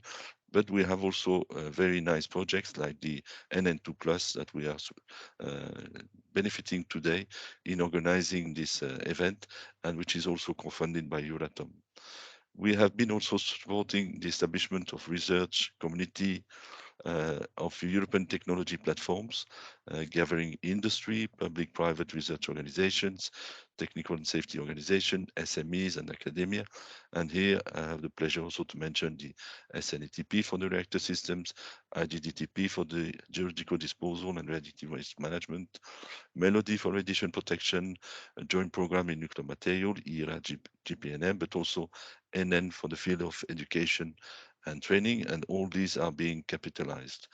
The infrastructures have been mapped. We are trying to reinforce our capabilities in establishing closer cooperation within the European Union and benefiting also from multilateral international agreement and closer cooperation also with international organizations like the OECD, NEA, the IEA, and also WNA when it comes to different areas, and also in the frame of international forum like the Generation 4 International Forum. So we benefit as Euratom. We have success stories for research in key fields, building the effective or ineffective critical mass, implementing European Master of Science curricula, and promoting also the creation of a Center of Excellence, where we try to increase the open access to key research and unique research infrastructures, the exploitation of the results and the management of the knowledge, dissemination and sharing of the learning outcomes. So these attractive and challenging scientific topics associated with the sustainable development of nuclear, closing the fuel cycle, supporting innovative Generation 4 reactors, creating and let's say high incentives in the context of attracting students and young scientists with high potential to embark on a nuclear career. So the perspective of new build today, the innovative small and modular reactors, the construction of innovative demonstrators or prototypes are key drivers for the nuclear field. So here I could mention Palace, that is also happening in the Netherlands, but also Mira in Belgium, the Jules Horowitz reactor in France, or demonstrators in Romania, for example, such as Alfred Allegro in the Czech Republic, or even high temperature reactors that could be built in Poland. So all this dynamic and fast evolving nuclear industry and its research activities need to be supported by an up-to-date education training system based on mutual trust, on certified quality assurance process, on transparency and integration of pan-European needs that will need to be delivered. And we need to have an increased number of highly skilled and trained professionals. So all EU stakeholders, from the policy makers, academia, research organization, regulators, and industry, are all unanimous today in stating that a common pan-European approach is the way forward, benefiting from Euratom fission training schemes or credit transfer systems, or even today common vocational education trainings that is in combination with open access to key and world-class infrastructures. So if I may, I would like to conclude by saying that let's create a better tomorrow all together, evidently promising thanks to the galloping use of nuclear and non-nuclear applications, in honor also of Fermi's discovery today and his fellows, where innovation can only take place with the engagement of engineers, physicists, scientists, or technologists, and for the health and the wealth benefits of anyone in the world. So thank you. Thank you for your attention.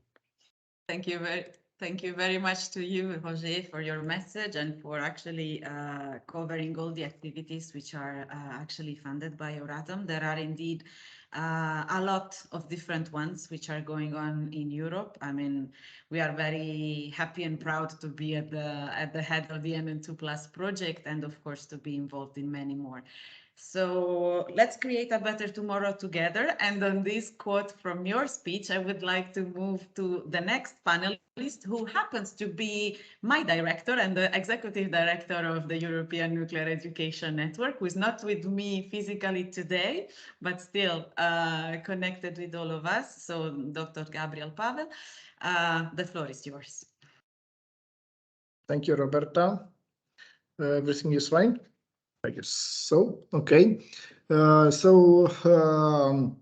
Yes, indeed, I'm not with you today, but I'm with a lot of other colleagues from different, let's say, friend organizations. I'm having in front of me Willem and Walter, and Marco is next to me. And yeah, it was a good celebration day here in Milano, as Marco started saying. Today it is the 80th anniversary of the Fermi pile, and out of these 80 years, NN has been here representing education in Europe for the last 20 years, in fact. As my predecessor said, there is an important history related to nuclear. There is a very positive history related to nuclear. There is, let's say, an important need of capacity.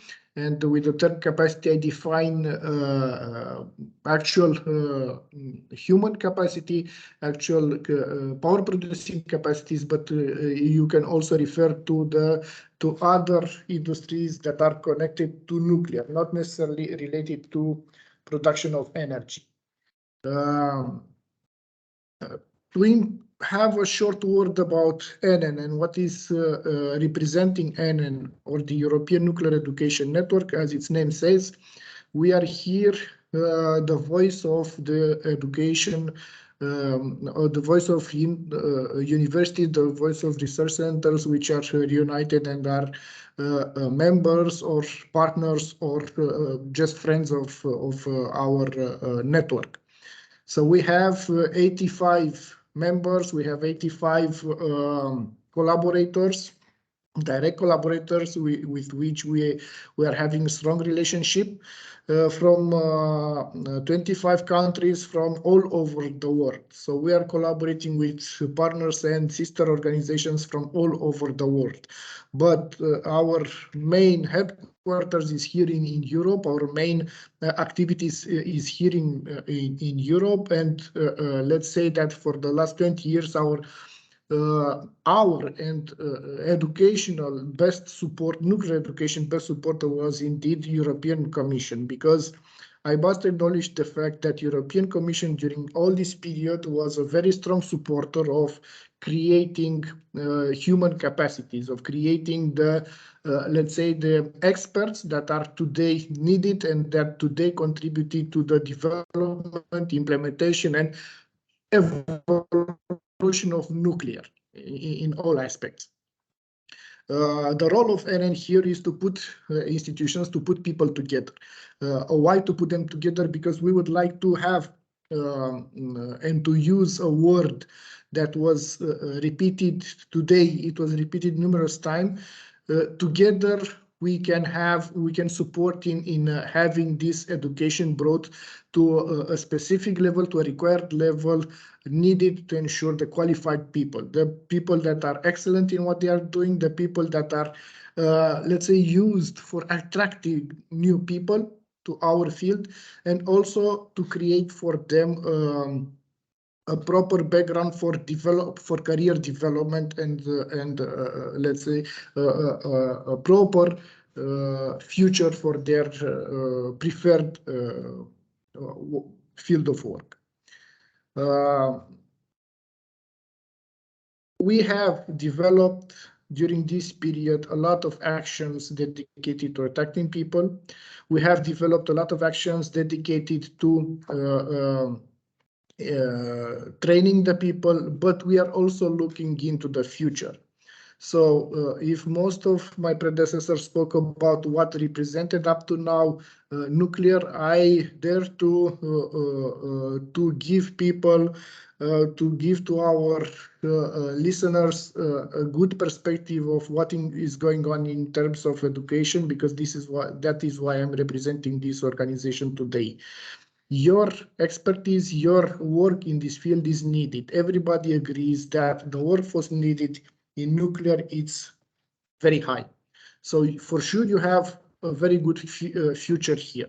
For sure we can support your career with the actions that we develop.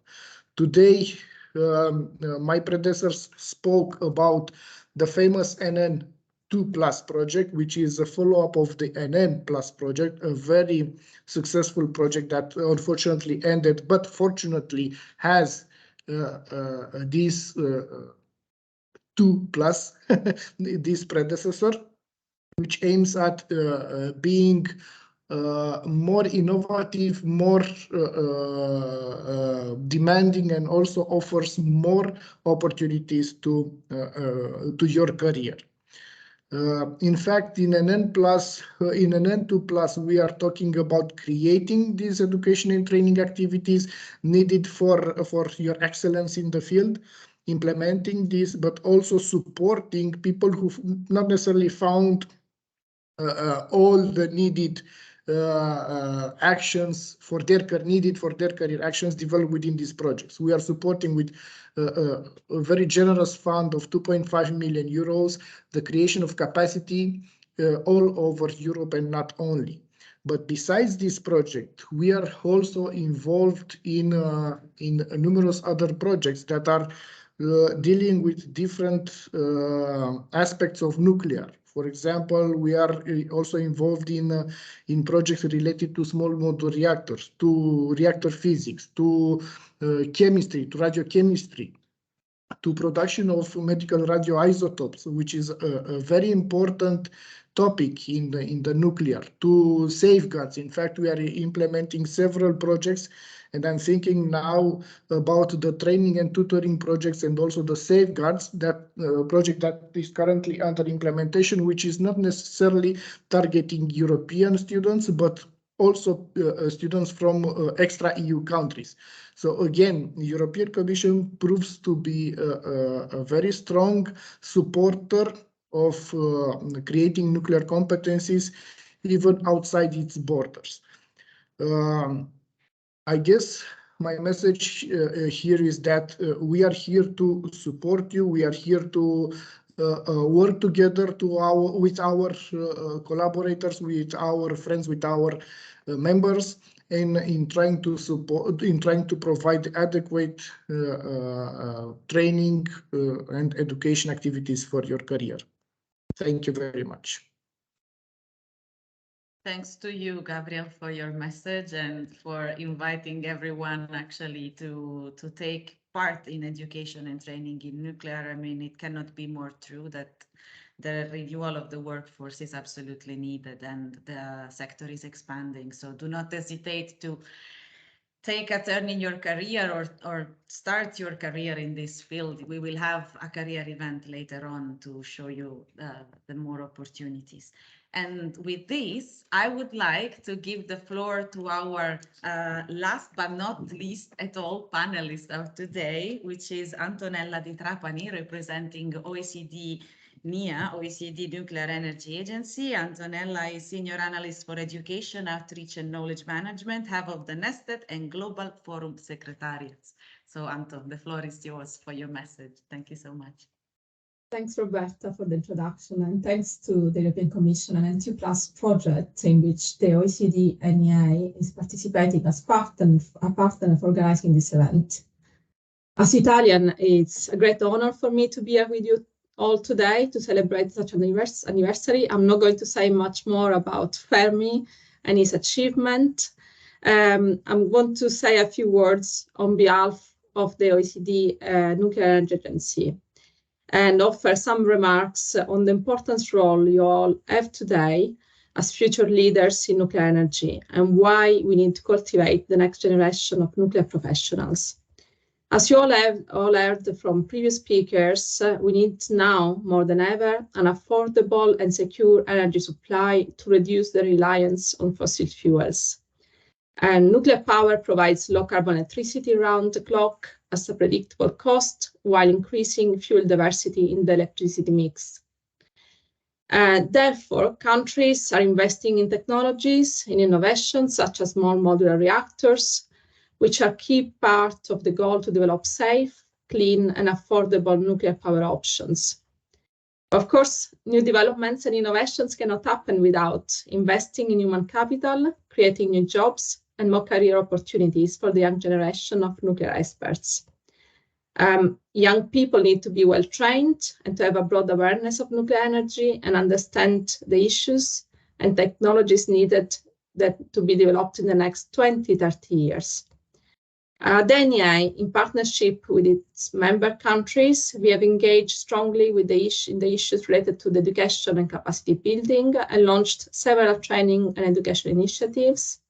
And one of those you might have heard of is NEST, which stands for Nuclear Education, Skills and Technology. It has been created by the NEI to bring the leaders of tomorrow, and that's you, to build the capacity, skills, and knowledge that you all need to accelerate the deployment of nuclear innovations. At the NEI, we are proud to cultivate opportunities to engage and lift up students to become well-equipped and savvy nuclear professionals. And we hope many of you will be able to participate in one of our education initiatives like NEST or our professional schools, such as Nuclear Law or the Radio Protection School. And with this word, I would like to conclude and wish you a very successful career event, which is going to follow up. And I'm looking forward to hearing about your future endeavors as you develop as nuclear professionals and leaders and join our nuclear community. Thank you. Thank you so much, Antonella, for your closing message. I think all the panelists gave us great messages and conveyed important information for our attendees and for the young generation. If I can ask all the panelists to switch on their cameras at the same time to try to take a picture of all of you together. I'm not at all a great photographer, but since we are a few minutes ahead, I will take advantage of this. And I would like to try to get a group picture for the event. So I know I have a few colleagues in the attendees that can actually help me with this, so they know already. So just give your best smile, switch on your camera, please, actually everyone, so that we can have as many photos, as many faces as possible. We are never going to have 200, but as many as we can, to be honest. And you don't mind the bubbles, the party bubbles is okay. Absolutely not. Come on, why shall we mind the balloons? Absolutely fine with us. Okay, so 1, 2, 3, and say, I don't know, young generation, maybe. So please, 1, 2, 3.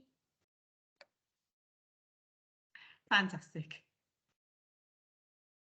Fantastic. So thank you so much for this. As I was saying, we are a few minutes ahead of schedule, so I wonder if we earned something like 10 minutes break before starting our career event, because I mean it has been announced online quite massively to start at 4:30. So I want to give the colleagues from Thomas Tor and to Emilia from ENS, who will take the baton for the moderation of this from now on, the maximum attendance possible. So I suggest that we take a short rest. We can come back in 10 minutes so that at 4:30 we can start sharp on time with our career event. Anybody against? No, I guess no. So Emily, we can definitely go on a break. From my side, thanks a lot for joining us. It's been a real pleasure. And once we are back, Emilia will take over with the career event with the guests from Thomas Tor, Daria and Anelia. Thank you so much. Thank you.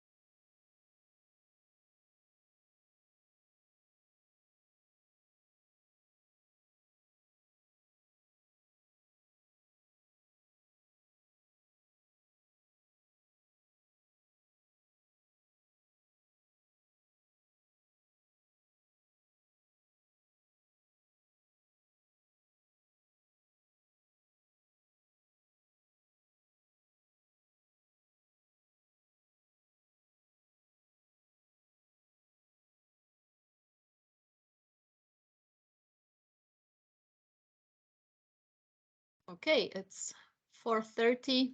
I think we can start. Good afternoon. My name is Emilia Janisz. I'm Director of Strategy of the European Nuclear Society. And I have a great pleasure to welcome you at the CARI event, which is a strong part of the big celebration which we all experience today. It's a beautiful day of 2022, exactly 80 years of the first criticality of nuclear. So it's fantastic to combine actually this beautiful celebration together with an event talking about the future, about the jobs, opportunities, what is actually available for the next generation. Is there any future for the next generation? So we will be looking ahead with two HR specialists, two recruiters from Thomas Store. Thank you, Anelia Koleva and Daria Farkas, for joining us today. So first, we will have a 30 minutes of webinar where we will listen to these two panelists about international careers in nuclear overview and trends. And further, I would like to invite you already for a Q&A, active Q&A. So please use the chat. So we will select the most pressing and most interesting questions, and I will ask the ladies to answer them. So yes, listen to us. Stay with us. Thank you very much for the introduction, Emilia. And of course, thank you very much for all the organizers, including ENS and NN, for this lovely event.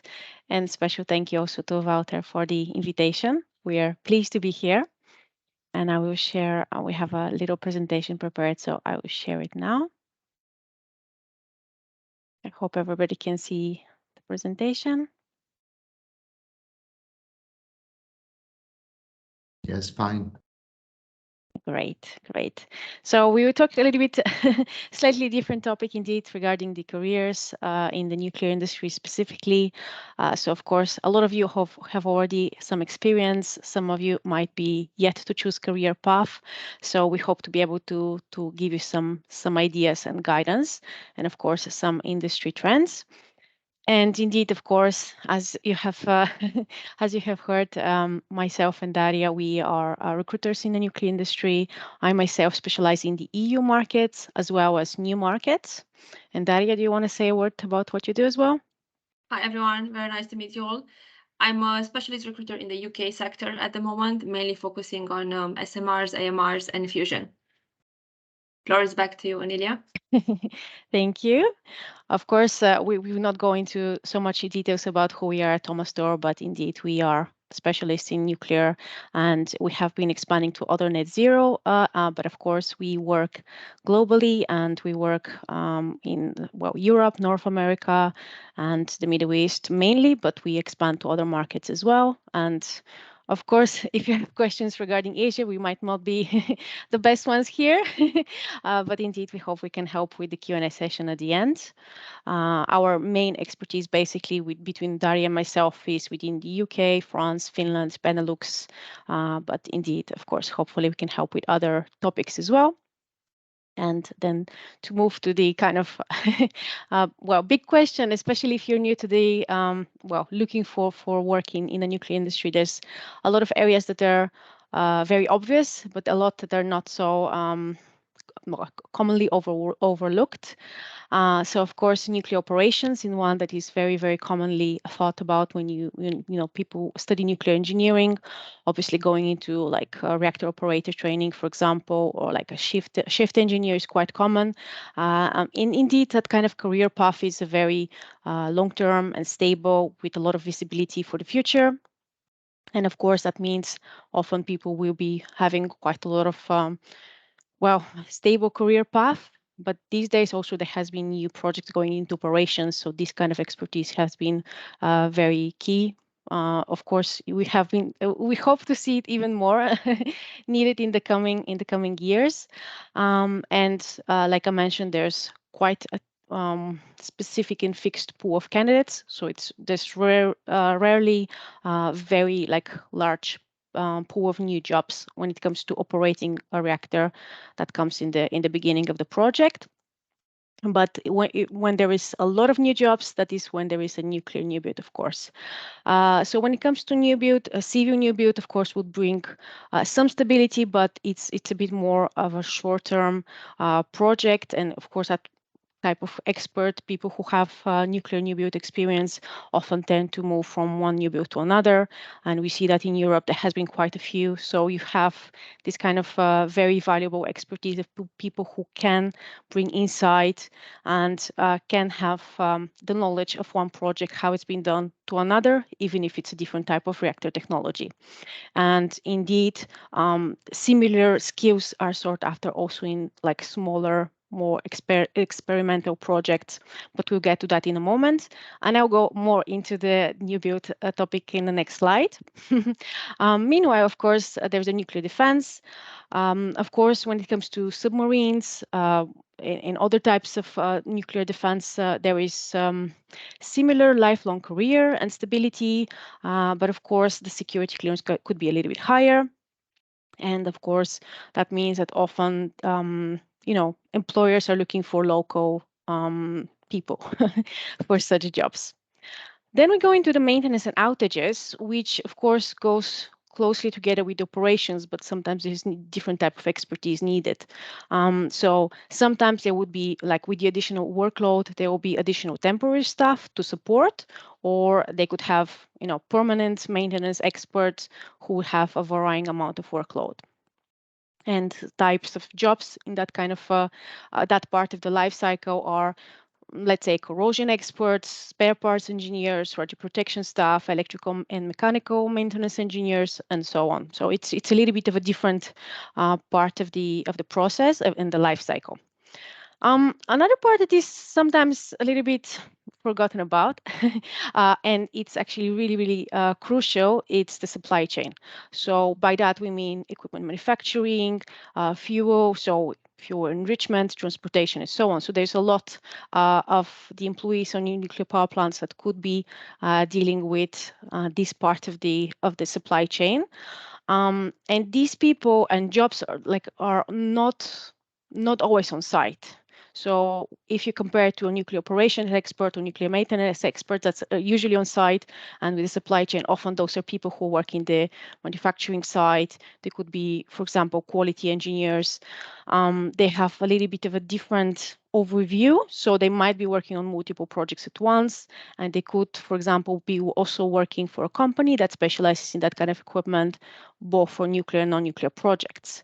So in case you like something that's like a wider career path and not just one project, that could be the path for you, but then you could have a very specific skill set, let's say steam turbine, for example. And when it comes to, like the fuel transportation, fuel enrichment for uranium, for example, of course, there will be new types of fuel as well in the future. So there is always a lot of innovation in that regard. So there is quite a lot of opportunities in that part of the nuclear industry. And then we move to field work. Now, field work is, of course, let's say, a different beast when it comes to construction, commissioning workers. Those are experts that are highly sought after, not only in the nuclear industry, and nuclear expertise is not always mandatory, a requirement, but of course, with higher standards, indeed, is always better. So having nuclear construction or nuclear commissioning experience is more and more needed from one project to another. So often you see, again, people who move from one project to another with like a shorter span for a few years, but indeed it could be quite an interesting path. It, of course, could involve relocating since you are bound to where the site is located. And of course, as part of that, we also wanted to talk about the commissioning and rad waste. These are often a little bit forgotten about areas, but there is really a lot of great need, and there will be a lot more need for that kind of expertise in the coming decades. And there has been a lot of new development as well, new innovation in terms of, for example, the deep geological repositories, long-term storage facilities, and so on. So this is really one area that for sure will bring a lot of possible opportunities. Indeed, again, it links with often the site, but it could also sometimes be remote work in terms of the preparation, so the decommissioning design, for example. But it could also link with, for example, waste characterization. It could link with fuel reprocessing. Obviously, there's some facilities dealing with that kind of activity. So, of course, this is one area that for sure there will be a lot of developments as well in the future. And then we move to office work. Now, of course, this is a little bit different when it comes to, like, for example, licensing, nuclear safety, obviously general engineering and design work are, usually work done remotely. Sometimes they could be like an office on site as well, but sometimes there would be these large engineering companies that provide the design work remotely. And this, of course, it's an opportunity maybe to be located somewhere else, not on site, and maybe in a big city or even a capital. So it really kind of changes almost the lifestyle of a nuclear expert. But indeed, of course, this is a wide ranging of job. There is often a possibility to travel to the site, see how things have been done in case it is maybe engineering work linked with maintenance and so on. And then, of course, when it comes to, well, it's last but definitely not least, a very, very wide topic regarding all of the new innovative approaches to nuclear. That includes R&D, it includes small modular reactors, all sorts of AMRs, fusion, medical, and of course, so many types of new technology that's being developed. Obviously, there has been a lot of talking about molten salt and barges and so on. So there is a lot of innovation, and with that kind of new investment into that kind of project, there is a lot of need. And on this kind of project, often you have similar needs compared to a nuclear new build, but with a lot more emphasis on developing that new prototype.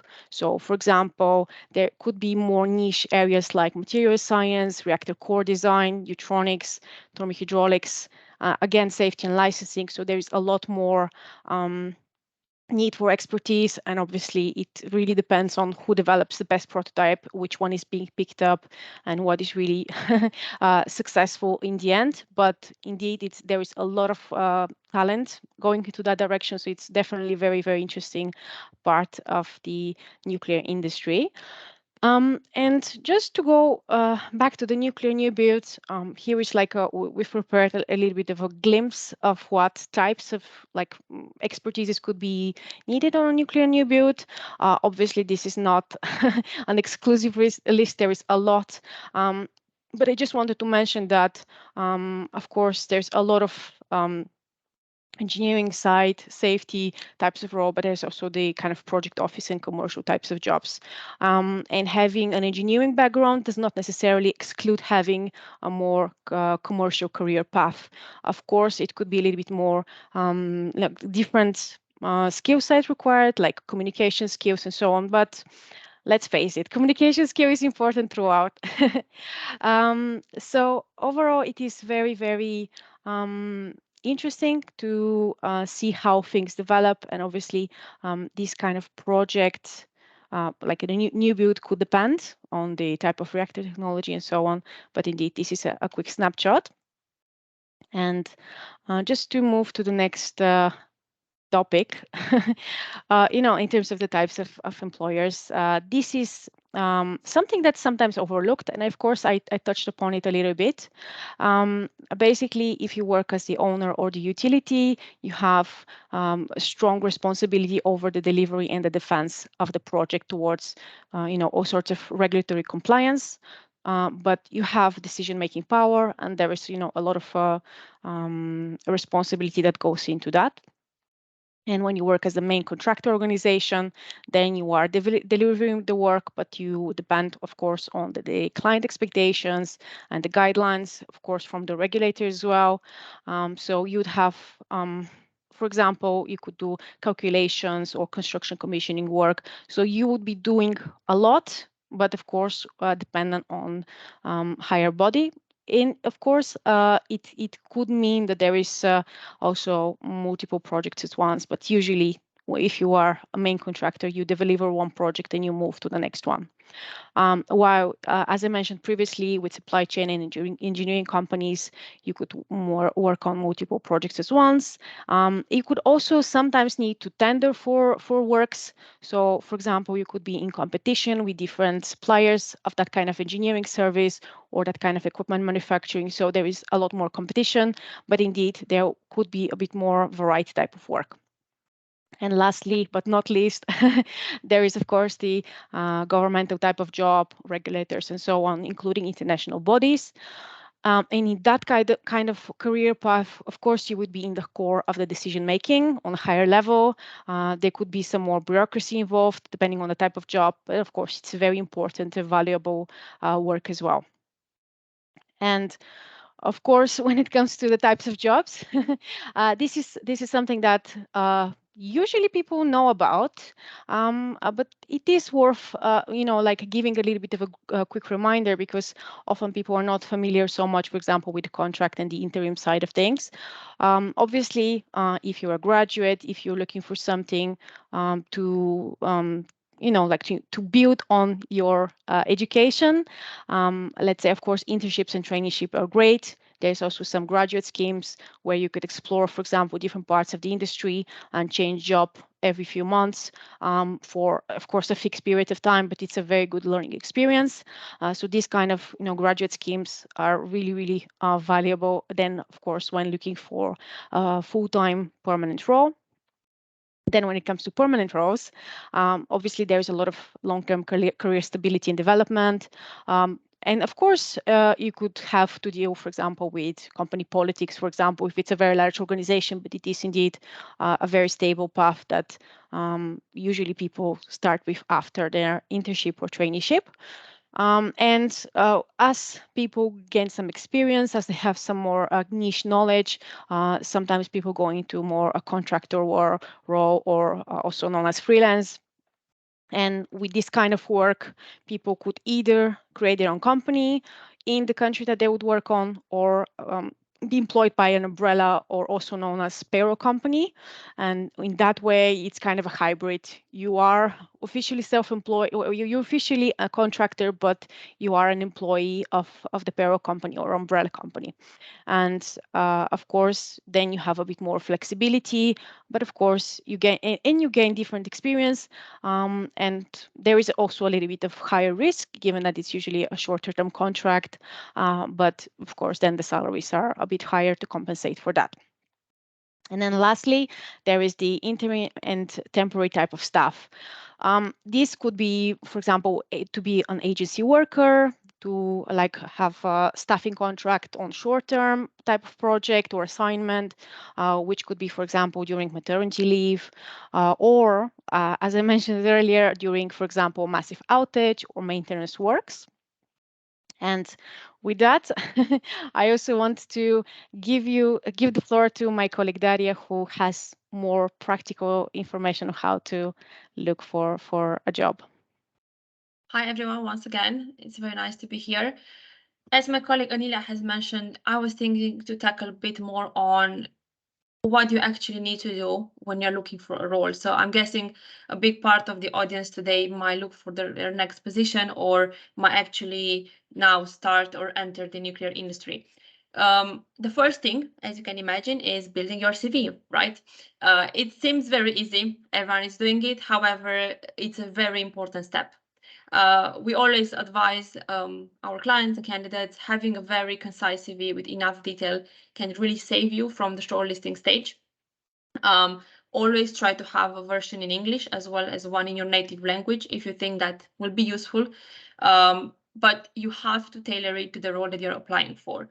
You don't want to send your CV to 50 positions and have the same template, because that will end up probably in less interviews. You want to add a specific project experience or the specific information about what you've done that directly links to the role that you're applying for.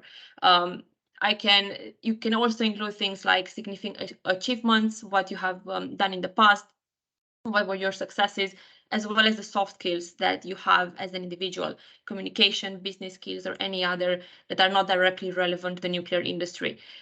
We've chosen to show you a quick snapshot of what we use in ThomasTOR. This is a very strong template that we've been advised by candidates and clients. It's been very, very useful.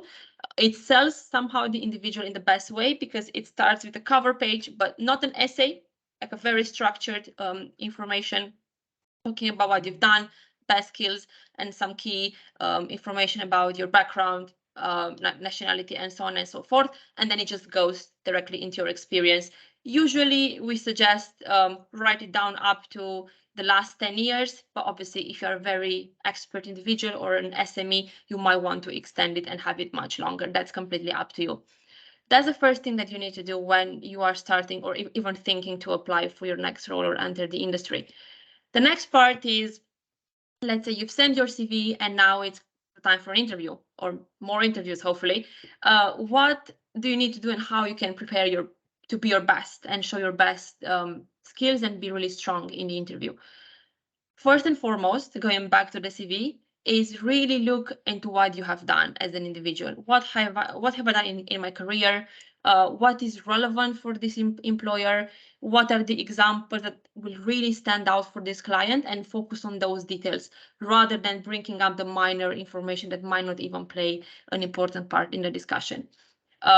It's often disregarded because we all know what we do, right? But it's surprising how much we actually forget, especially if it was 10 years ago, then it's much, much easier to forget and just neglect that information, which might be essential in a certain interview. Then second, as you can imagine, naturally, you are going to research the company that you're interviewing for really well. Not only going on their website, but also using their social media profiles. LinkedIn these days, all the employers are posting all their achievements on there, all their conferences, what they're doing. So really going deep into details, news on the market about them, YouTube videos. A lot of the new programs nowadays, SMRs and AMRs, have actually YouTube channels. And you can see when you watch a video, you get so much more information and you get absorbed in the company culture, their values, and what they do. So try to spend a big portion of your time just researching them really well. Third point would be to prepare a very solid motivation as to why you are applying for the role. Usually you want to tackle 3 points here: is why the role, why the company, and why the industry. You might, let's say, move from decommissioning to SMRs or the other way around, or a different part of the nuclear industry, and then you will stay in the same nuclear sector, but you will change eventually the niche area. So you do want to mention why. Why, for example, I'm interested to go from decommissioning or from a power plant operation to, let's say, fusion. Really focus on those 3 points. It is a very important feature in an interview, and it kind of, I think that will separate you from the others if you have a really solid motivation built from home rather than obviously on the spot, because that will be really awkward and will not help you at any point. The next step into the preparation is preparing examples for scenario-based questions. Now, this is a very common term, scenario-based questions or behavioral questions. Feel free to look it up on Google after this presentation, but it's there are those questions that usually sound like, can you give me an example of a time when you have faced a difficult colleague, or when you have achieved an amazing result at work? They always target either negative or positive situations. When we look into the positive ones, they will target leadership, results, achievements, delivery of work, especially if you, let's say, are applying for a more senior position, leadership will be at the core. And then when you look at the negative spectrum of things, they will ask you things like when you have failed, an example of when you have not delivered the work, or maybe you had some difficult colleagues and how did you deal with them. What these questions are meant to do, they tell the employer how you've behaved in the past versus what you will do in the company if they would have to hire you. They don't know you, so they can only assume. But by asking these examples, they get to know you, and they can predict your behavior moving forward, especially if you mention what have you learned from that particular scenario. and what you will change in the future, it will also show that you've grown and you will have a different approach next time. So really focus on these ones. There are probably hundreds of examples online. So usually they are very they're repeating themselves in the interviews, but always prepare them in advance and have really relevant examples for each, because you really want to have a well-rounded answer for all these. Now, especially in the nuclear industry, all the clients, they want to have long-term commitment from individuals. They want to see them passionate, interested in what they do. So preparing your questions for the employer is absolutely essential.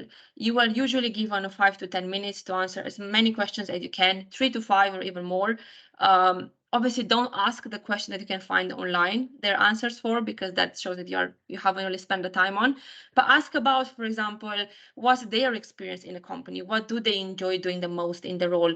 Why do they love the company themselves? Because obviously that will tell you about the scope of the organization as well. So prepare these questions in advance. You should leave the interview with a very good picture of the role and of the company. In some cases, that it might be your last chance to ask question if there's no follow-up. So you want to make sure you leave the room or the interview with a really good picture. It is a two-way process. I always say it. It's you getting the role and impressing the client, but it's also you making sure that this is the right role for you, because it might not be. So those questions really help. And now the last but not least, and I would say probably the most important one, but you don't really need any preparation for that, is just show enthusiasm, show drive, smile a lot, be positive. No one wants to see someone that is very doesn't express much, especially on Teams these days. Most of the interviews are happening on Teams, at least the first stage or maybe the whole process. You want to show as much non-verbal cues as possible. You want to really establish a good connection with the client, even online, because at the end of the day, if you're really close in competition to someone else, they will always come down to things like, how well did we get along? How is he or she as an individual? And the soft skills really matter, because you will be working with those people on a daily basis. I briefly mentioned Teams interviews, and it's something that we all do these days, even now, but it's really important to focus on this and prepare accordingly. Have a silent environment, have a professional background, dress properly. They're really small details that everyone knows, but trust us, these are sometimes overlooked. So make sure the really small things are also important, and take them into consideration as well. Now we're moving on to the career trends and what we see in the industry. Once again, this is data from us, Thomas Store, from our candidates and clients. So it's not a biased view, but it actually incorporates lots of information from different individuals. We all talk about new builds and about new programs and exciting things happening in Europe and abroad. And the most niche desired roles that we are seeing at the moment, everyone in these new programs need reactor core design people, nuclear physics, chemistry, material science, neutronics, and also thermal hydraulics. There are just a couple of examples. Obviously, it's not a full list. However, if you are a specialist in the field, and if you are lucky enough to already studied or you are already doing this work, you're in a very good place, because not many people have these roles nowadays. And if you are one of the very few ones, obviously your chance to get a position, it's incredibly higher.